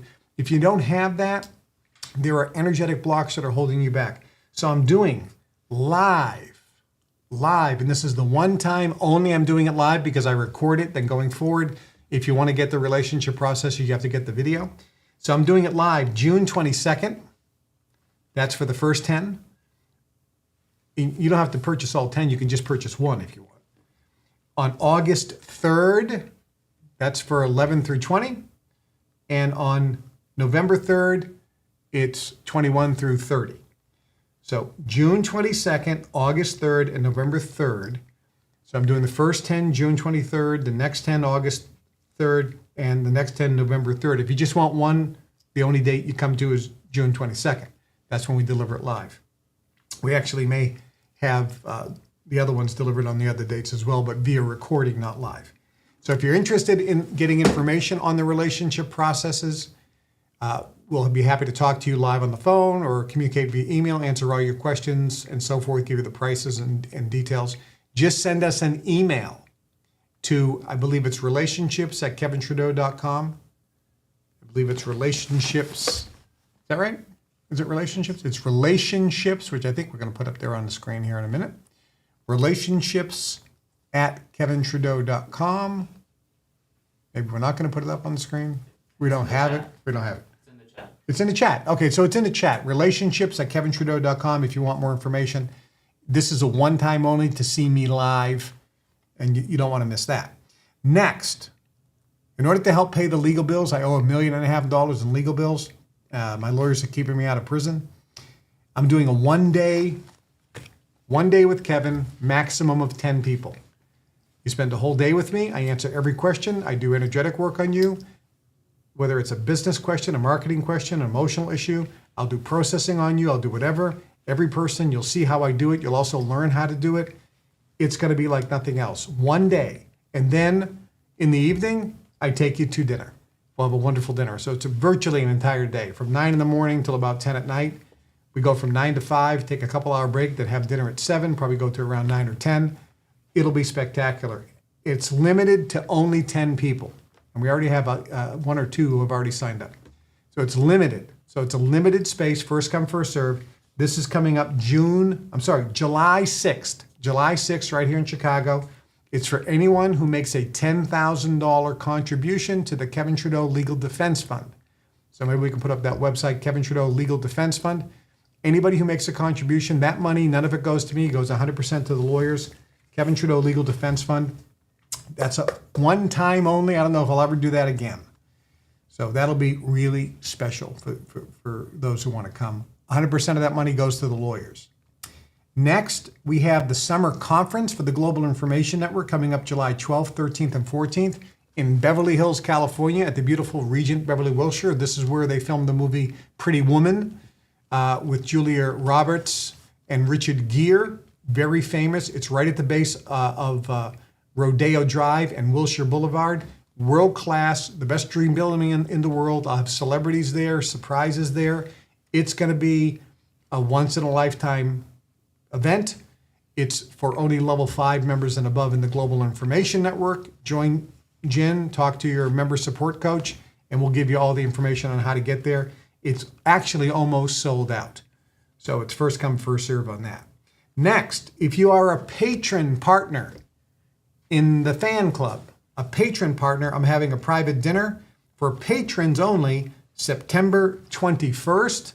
So write that down.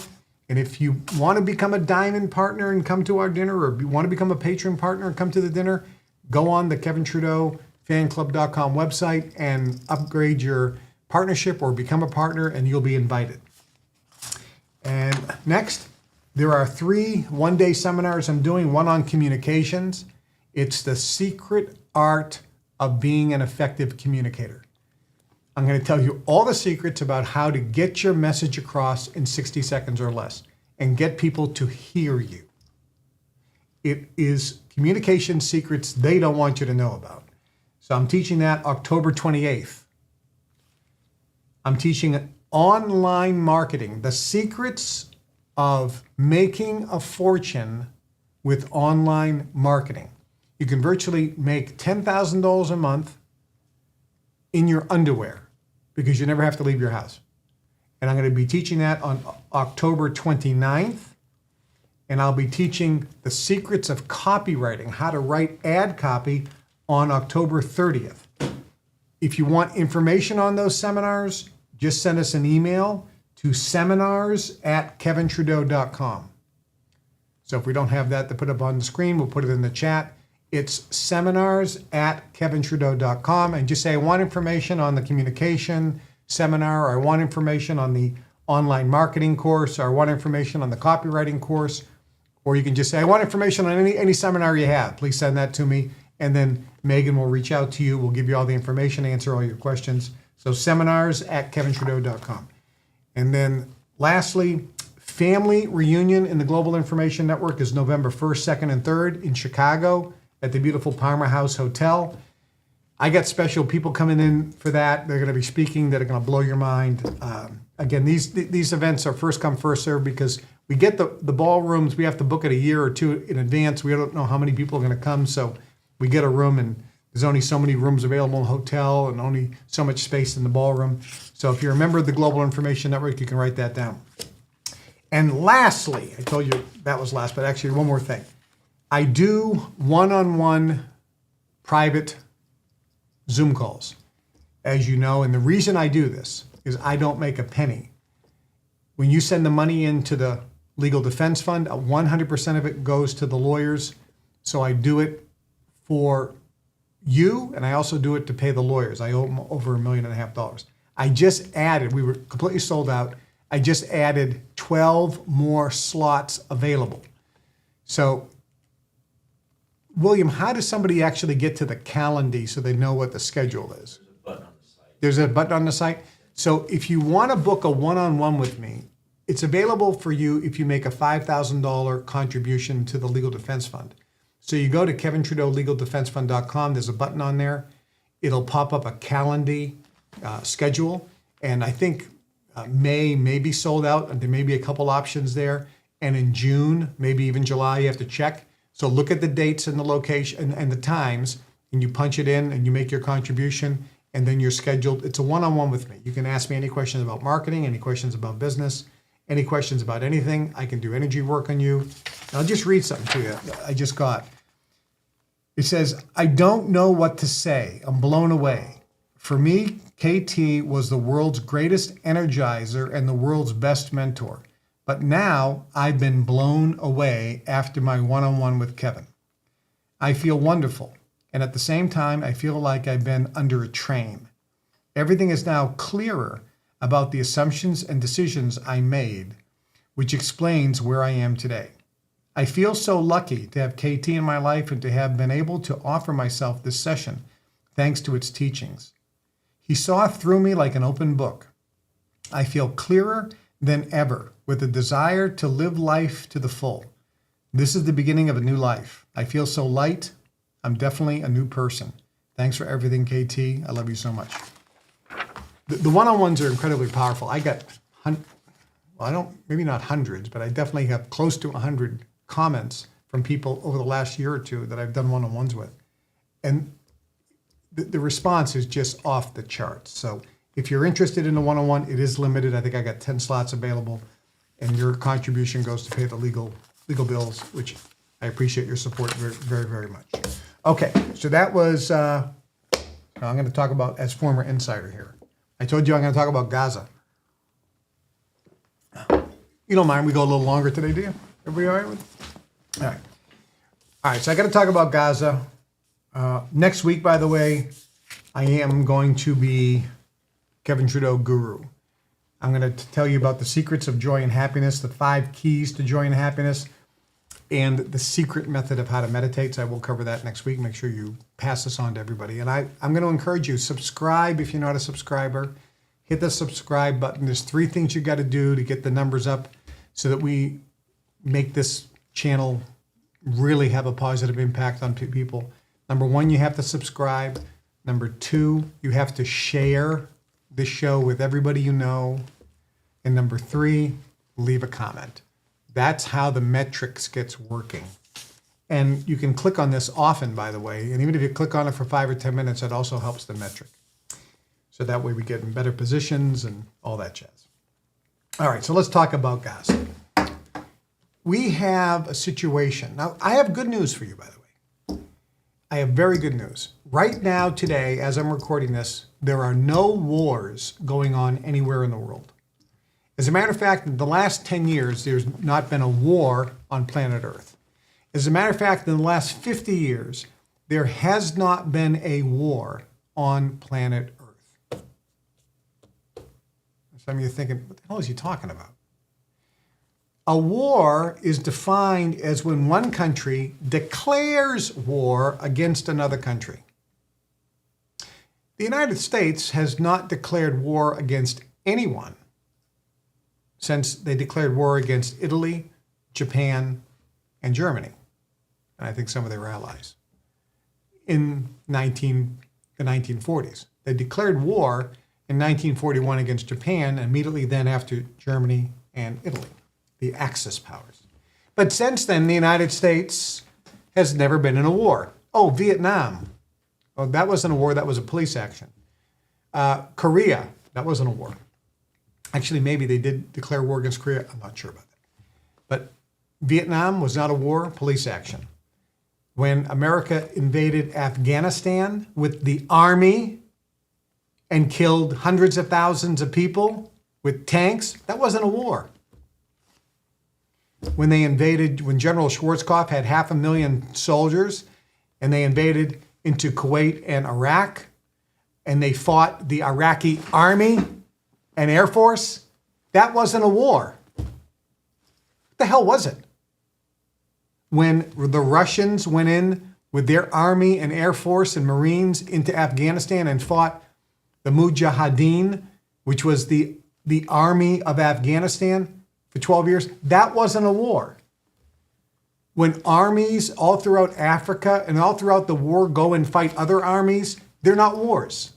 When the UK army went and invaded the Falkland Islands, that wasn't a war, even though they fought the army of the Falkland Islands. When America went into Grenada and fought the army there, that wasn't a war.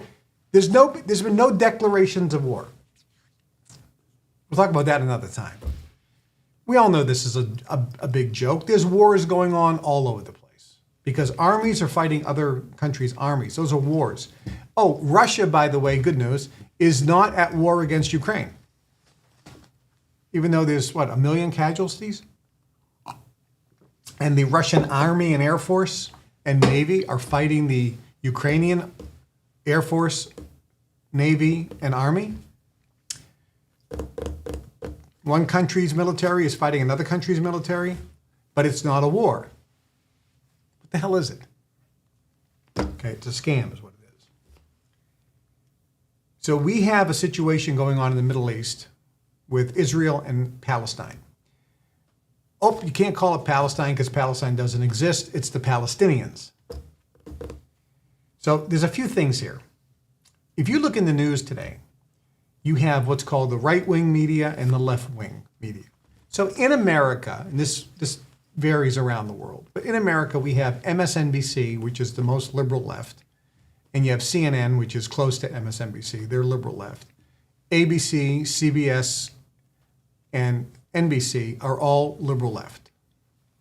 As a matter of fact, all the mainstream media is liberal left, and you have Fox, which is conservative right, okay? So you have little lonely Fox over here, the conservative right, and everybody else in the mainstream media, left. New York Times, left. Wall Street Journal, left. Boston Globe, super left. They're all left. Okay. There's only Fox, which is right. So when you look at the news, Fox says anti-Israeli protesters, obviously anti-Semites, because they're anti-Israeli. Anti-Israel protesters. When you look at all the rest of the media, pro-Palestinian protesters. Do you understand that? Pro-Palestinian, that's the left. Anti-Israel, that's the right. This is how you are being manipulated by the mainstream media.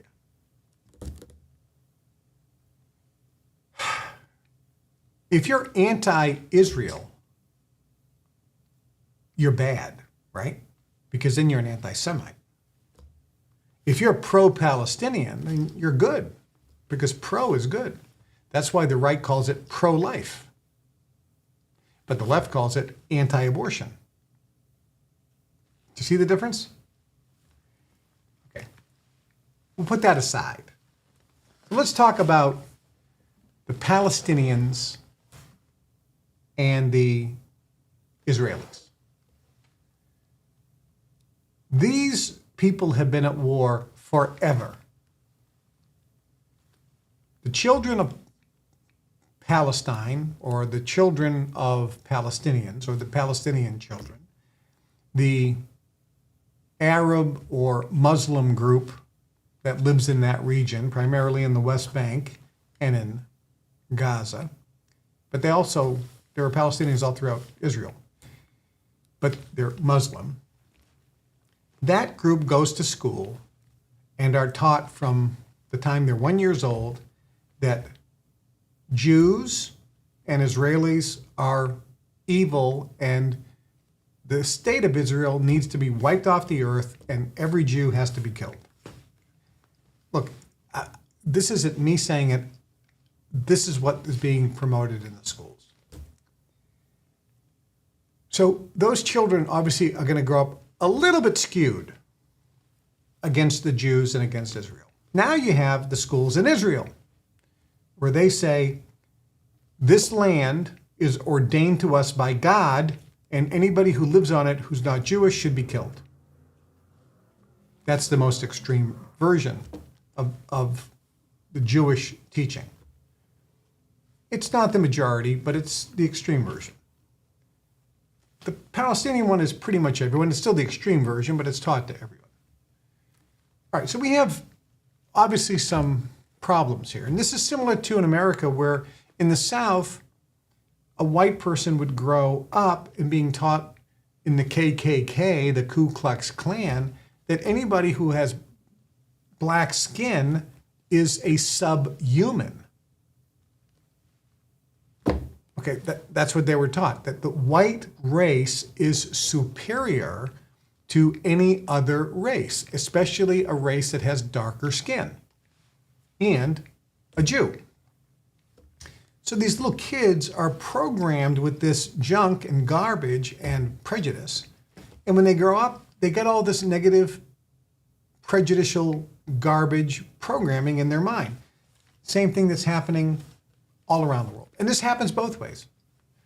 You know, people of dark color, people of color, people who have an African heritage in many communities are programmed to hate white people and programmed to think that they are a victim always. All right, so we know this. There's programming going on. These are, we call them beliefs. Prejudices. We call it prejudiced. Stereotypical racist belief. Prejudicial belief. Racist being defined as believing that one race is superior to another race and other races are subhuman. That's what racism is. I got yelled at by somebody in the comments because I told my maid, who's Mexican, when she says Mr. Kevin, I said, no, in English you don't say Mr. Kevin. Learn English properly. The proper grammar is it's Mr. Trudeau. And when I talked to one of my black friends, and he said, what that is? I says, you don't end the sentence with a verb. It's not what that is. You don't end the sentence in English with a verb. It ain't what that is, question mark. It's what is that. The verb goes in the middle. What is that? That's the proper way to speak English. You don't say what that is. You end a sentence with a verb in German, but not in English. And somebody said I was being racist because I pointed out the proper way to speak English. That's not racist. That's helping a person speak better English. Just like when I'm in Germany and I speak poor German, somebody corrects me. Thank you. And when I'm in Italy and I talk to somebody, parli italiano? Sì. And then I start to talk in Italian, then they laugh and they correct my poor Italian. I say, thank you. I don't say, you're a racist. What's wrong with you? So in Gaza and Israel, you don't know what's going on.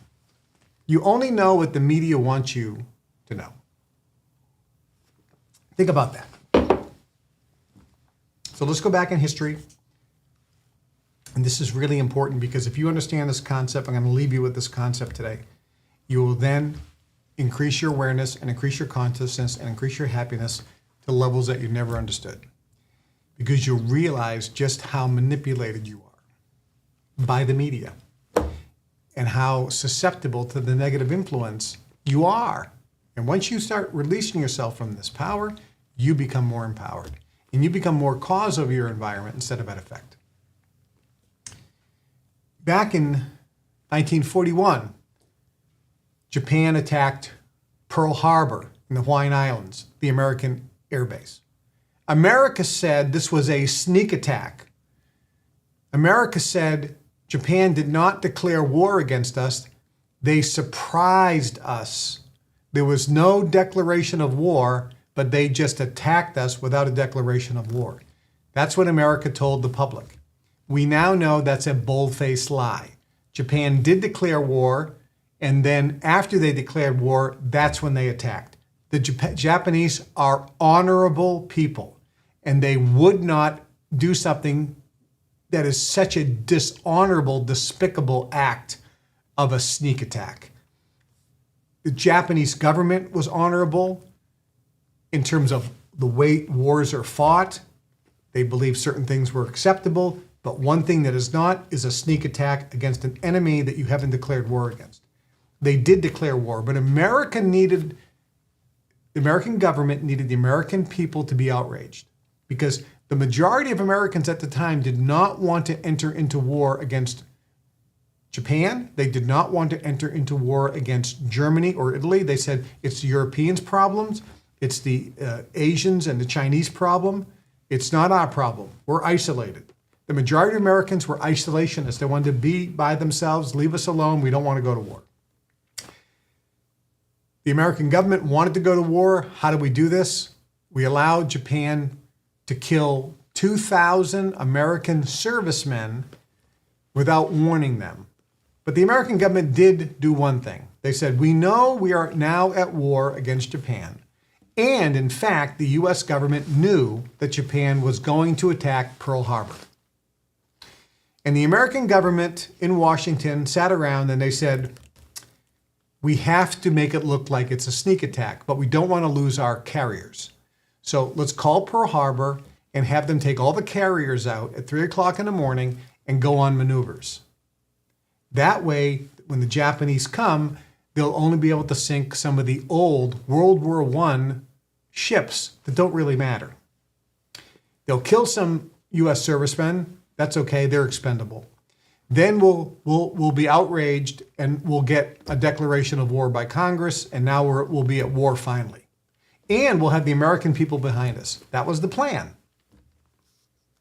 So think about this. Japan's military attacks a military base in Hawaii and kills over 2,000 U.S. servicemen.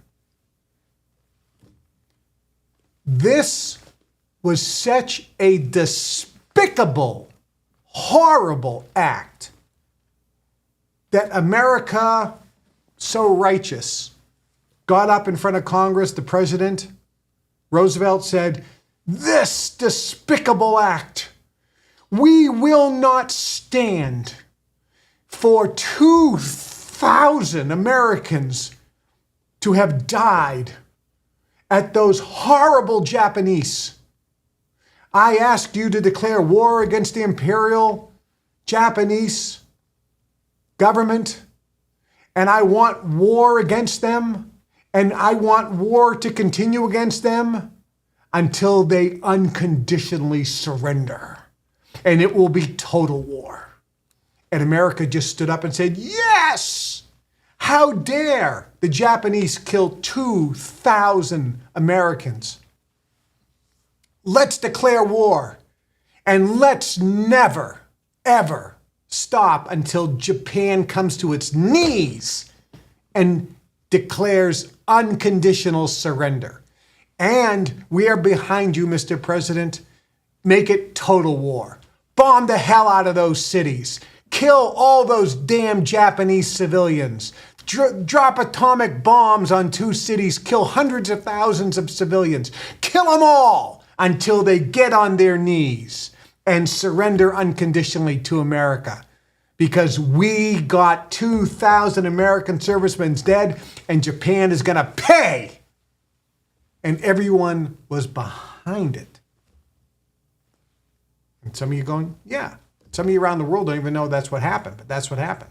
America wanted every Japanese killed because they dared to attack us and kill 2,000 Americans.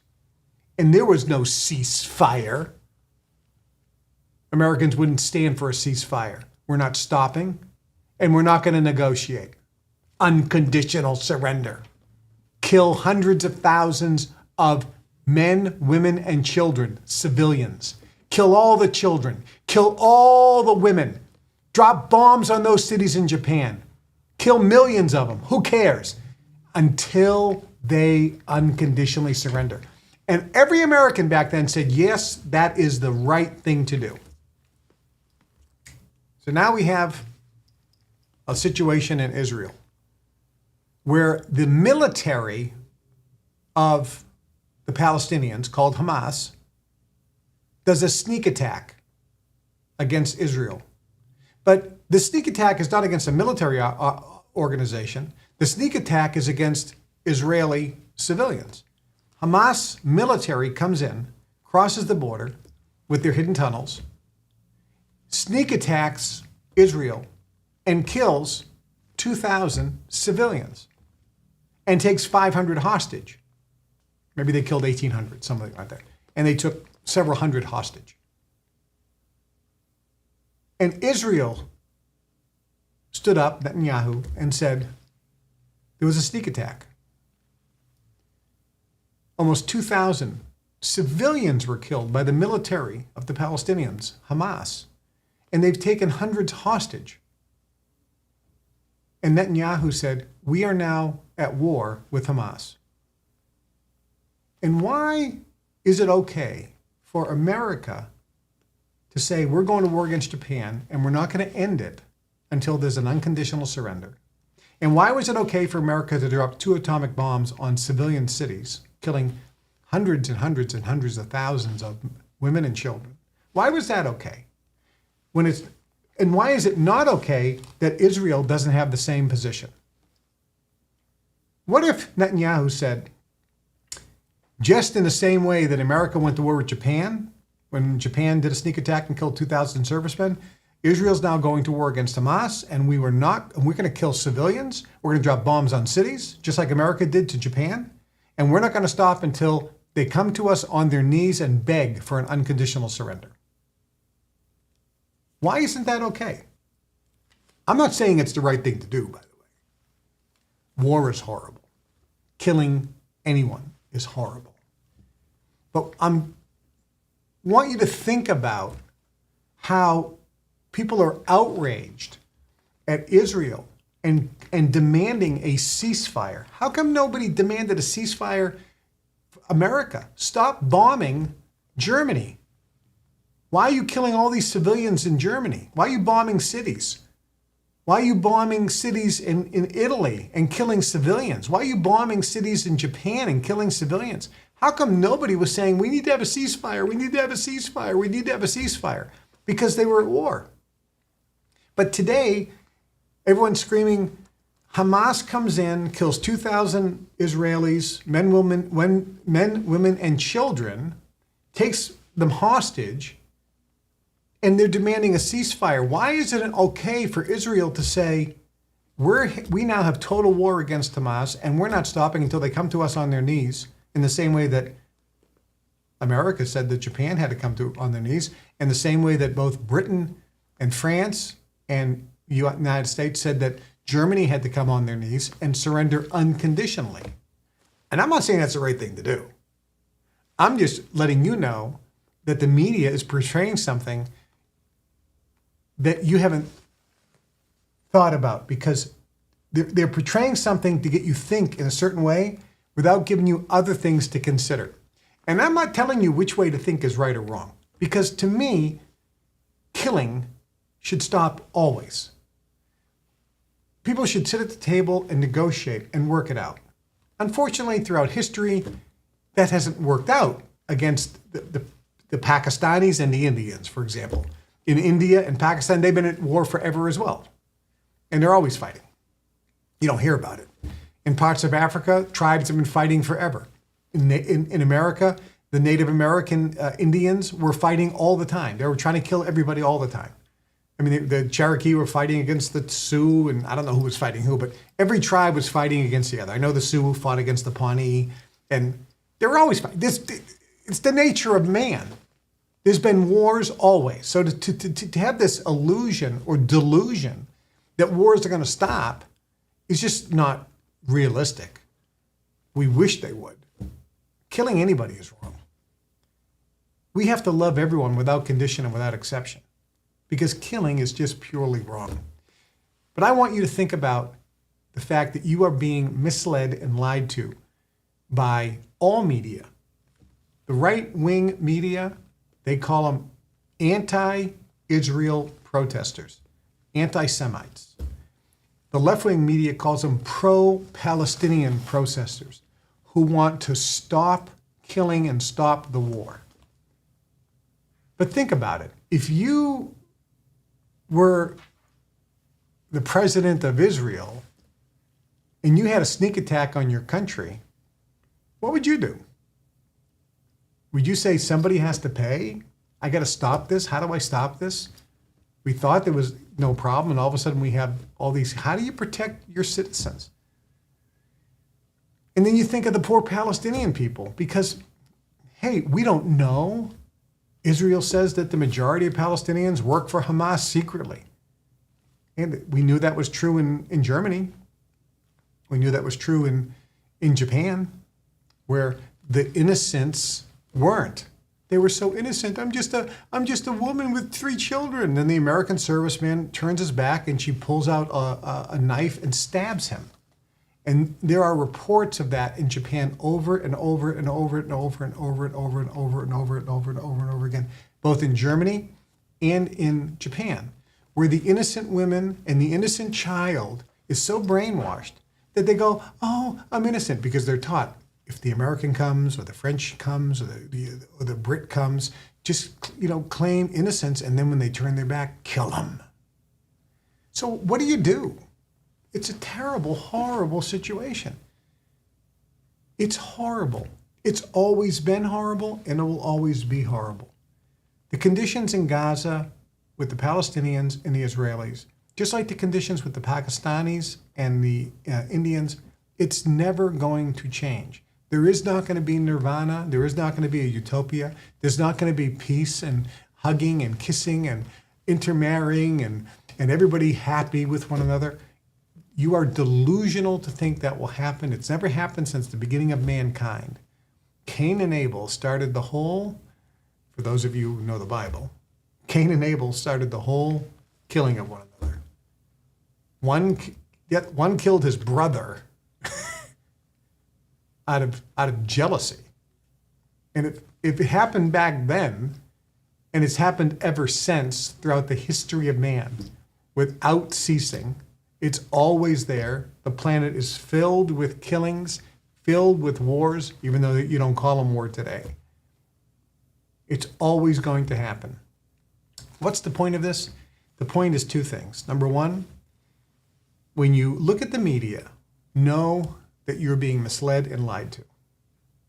It's as simple as seeing one group say, anti-Israeli protesters take over building, and the other media looks at the exact same situation. Pro-Palestinian protesters take stand. One sounds very peaceful and good. The other one sounds violent and horrible. They're describing the same thing. How are you imagining it? You're not in Palestine. You're not in Gaza. You're not in the West Bank. You're not in Israel. You don't know. And even if you live there, you have a microcosm experience personally. And the rest of your thinking comes from what other people tell you, other people's opinions, or what the media propaganda machine is brainwashing you with. So what do we do with Gaza and Israel? If you're not there, what are you protesting for? If you really are concerned about there, go over there and help them. All these people in these colleges that are like, oh, I want to protest. We should have a ceasefire. We should have a ceasefire. You don't even know the conditions over there. Why don't you go over there and help? Oh, because you're afraid. You don't want to make that big of a commitment. So you'll just break into buildings and become a mob and violent. Hey, if you have an opinion, that's fine. Share your opinion. Voice it. Do it in a peaceful way. You don't have to break windows. You don't have to take over buildings. You don't have to break rules and break laws, become violent. Make your opinion heard. But you don't have an opinion because you're not there. You don't know anything. Why are we listening to the guy who's got a towel around his head, hiding? You got to listen to me. I know everything. You got to listen to me. You got to listen to me. There should be a ceasefire. Stop fighting. Stop the killing. Are we listening to this guy? And some of you think, but Kevin, we should stop the killing. Of course we should stop all killing everywhere. Every human life is precious. Every human life is precious, and you'll never stop the but you'll never stop the violence cycle. The cycle of violence and the cycle of wars, whether you call them wars or not, it has gone on from the beginning of time and will not end, so stop being delusional. So what do? We send love and compassion to everyone. We love people without condition, and without exception. This is the secret of true enlightenment and spirituality. No condemnation and no criticism, even when it's so hard not to condemn or criticize. Because once you start thinking of criticizing or condemning, you are then established in the world of duality, of right and wrong and good and evil. And if you want to be enlightened and spiritual and self-realized and full of joy and peace, just simply love everyone. Have compassion for everyone. And compassion means know that everyone has a right to be happy and a right to pursue their dreams and a right to feel love. Have compassion for people. Never criticize and condemn the person. And don't criticize and condemn the acts, because people are acting out based on their own karma and their own samskaras. Just love them. And that's the hardest thing in the world to do. To love without condition and without exception. I'm here to tell you that all of your dreams in life can come true. You have what it takes to make it in life. You have inside you the ability to be joyful and at peace, regardless of the chaos that's going around the world. Don't be anti this, anti that. Just send love. Choose love. Send love. Be love. I'm Kevin Trudeau. This is the Kevin Trudeau Show. Everything they don't want you to know about. God loves you, and so do I. Thanks for watching. Until next week.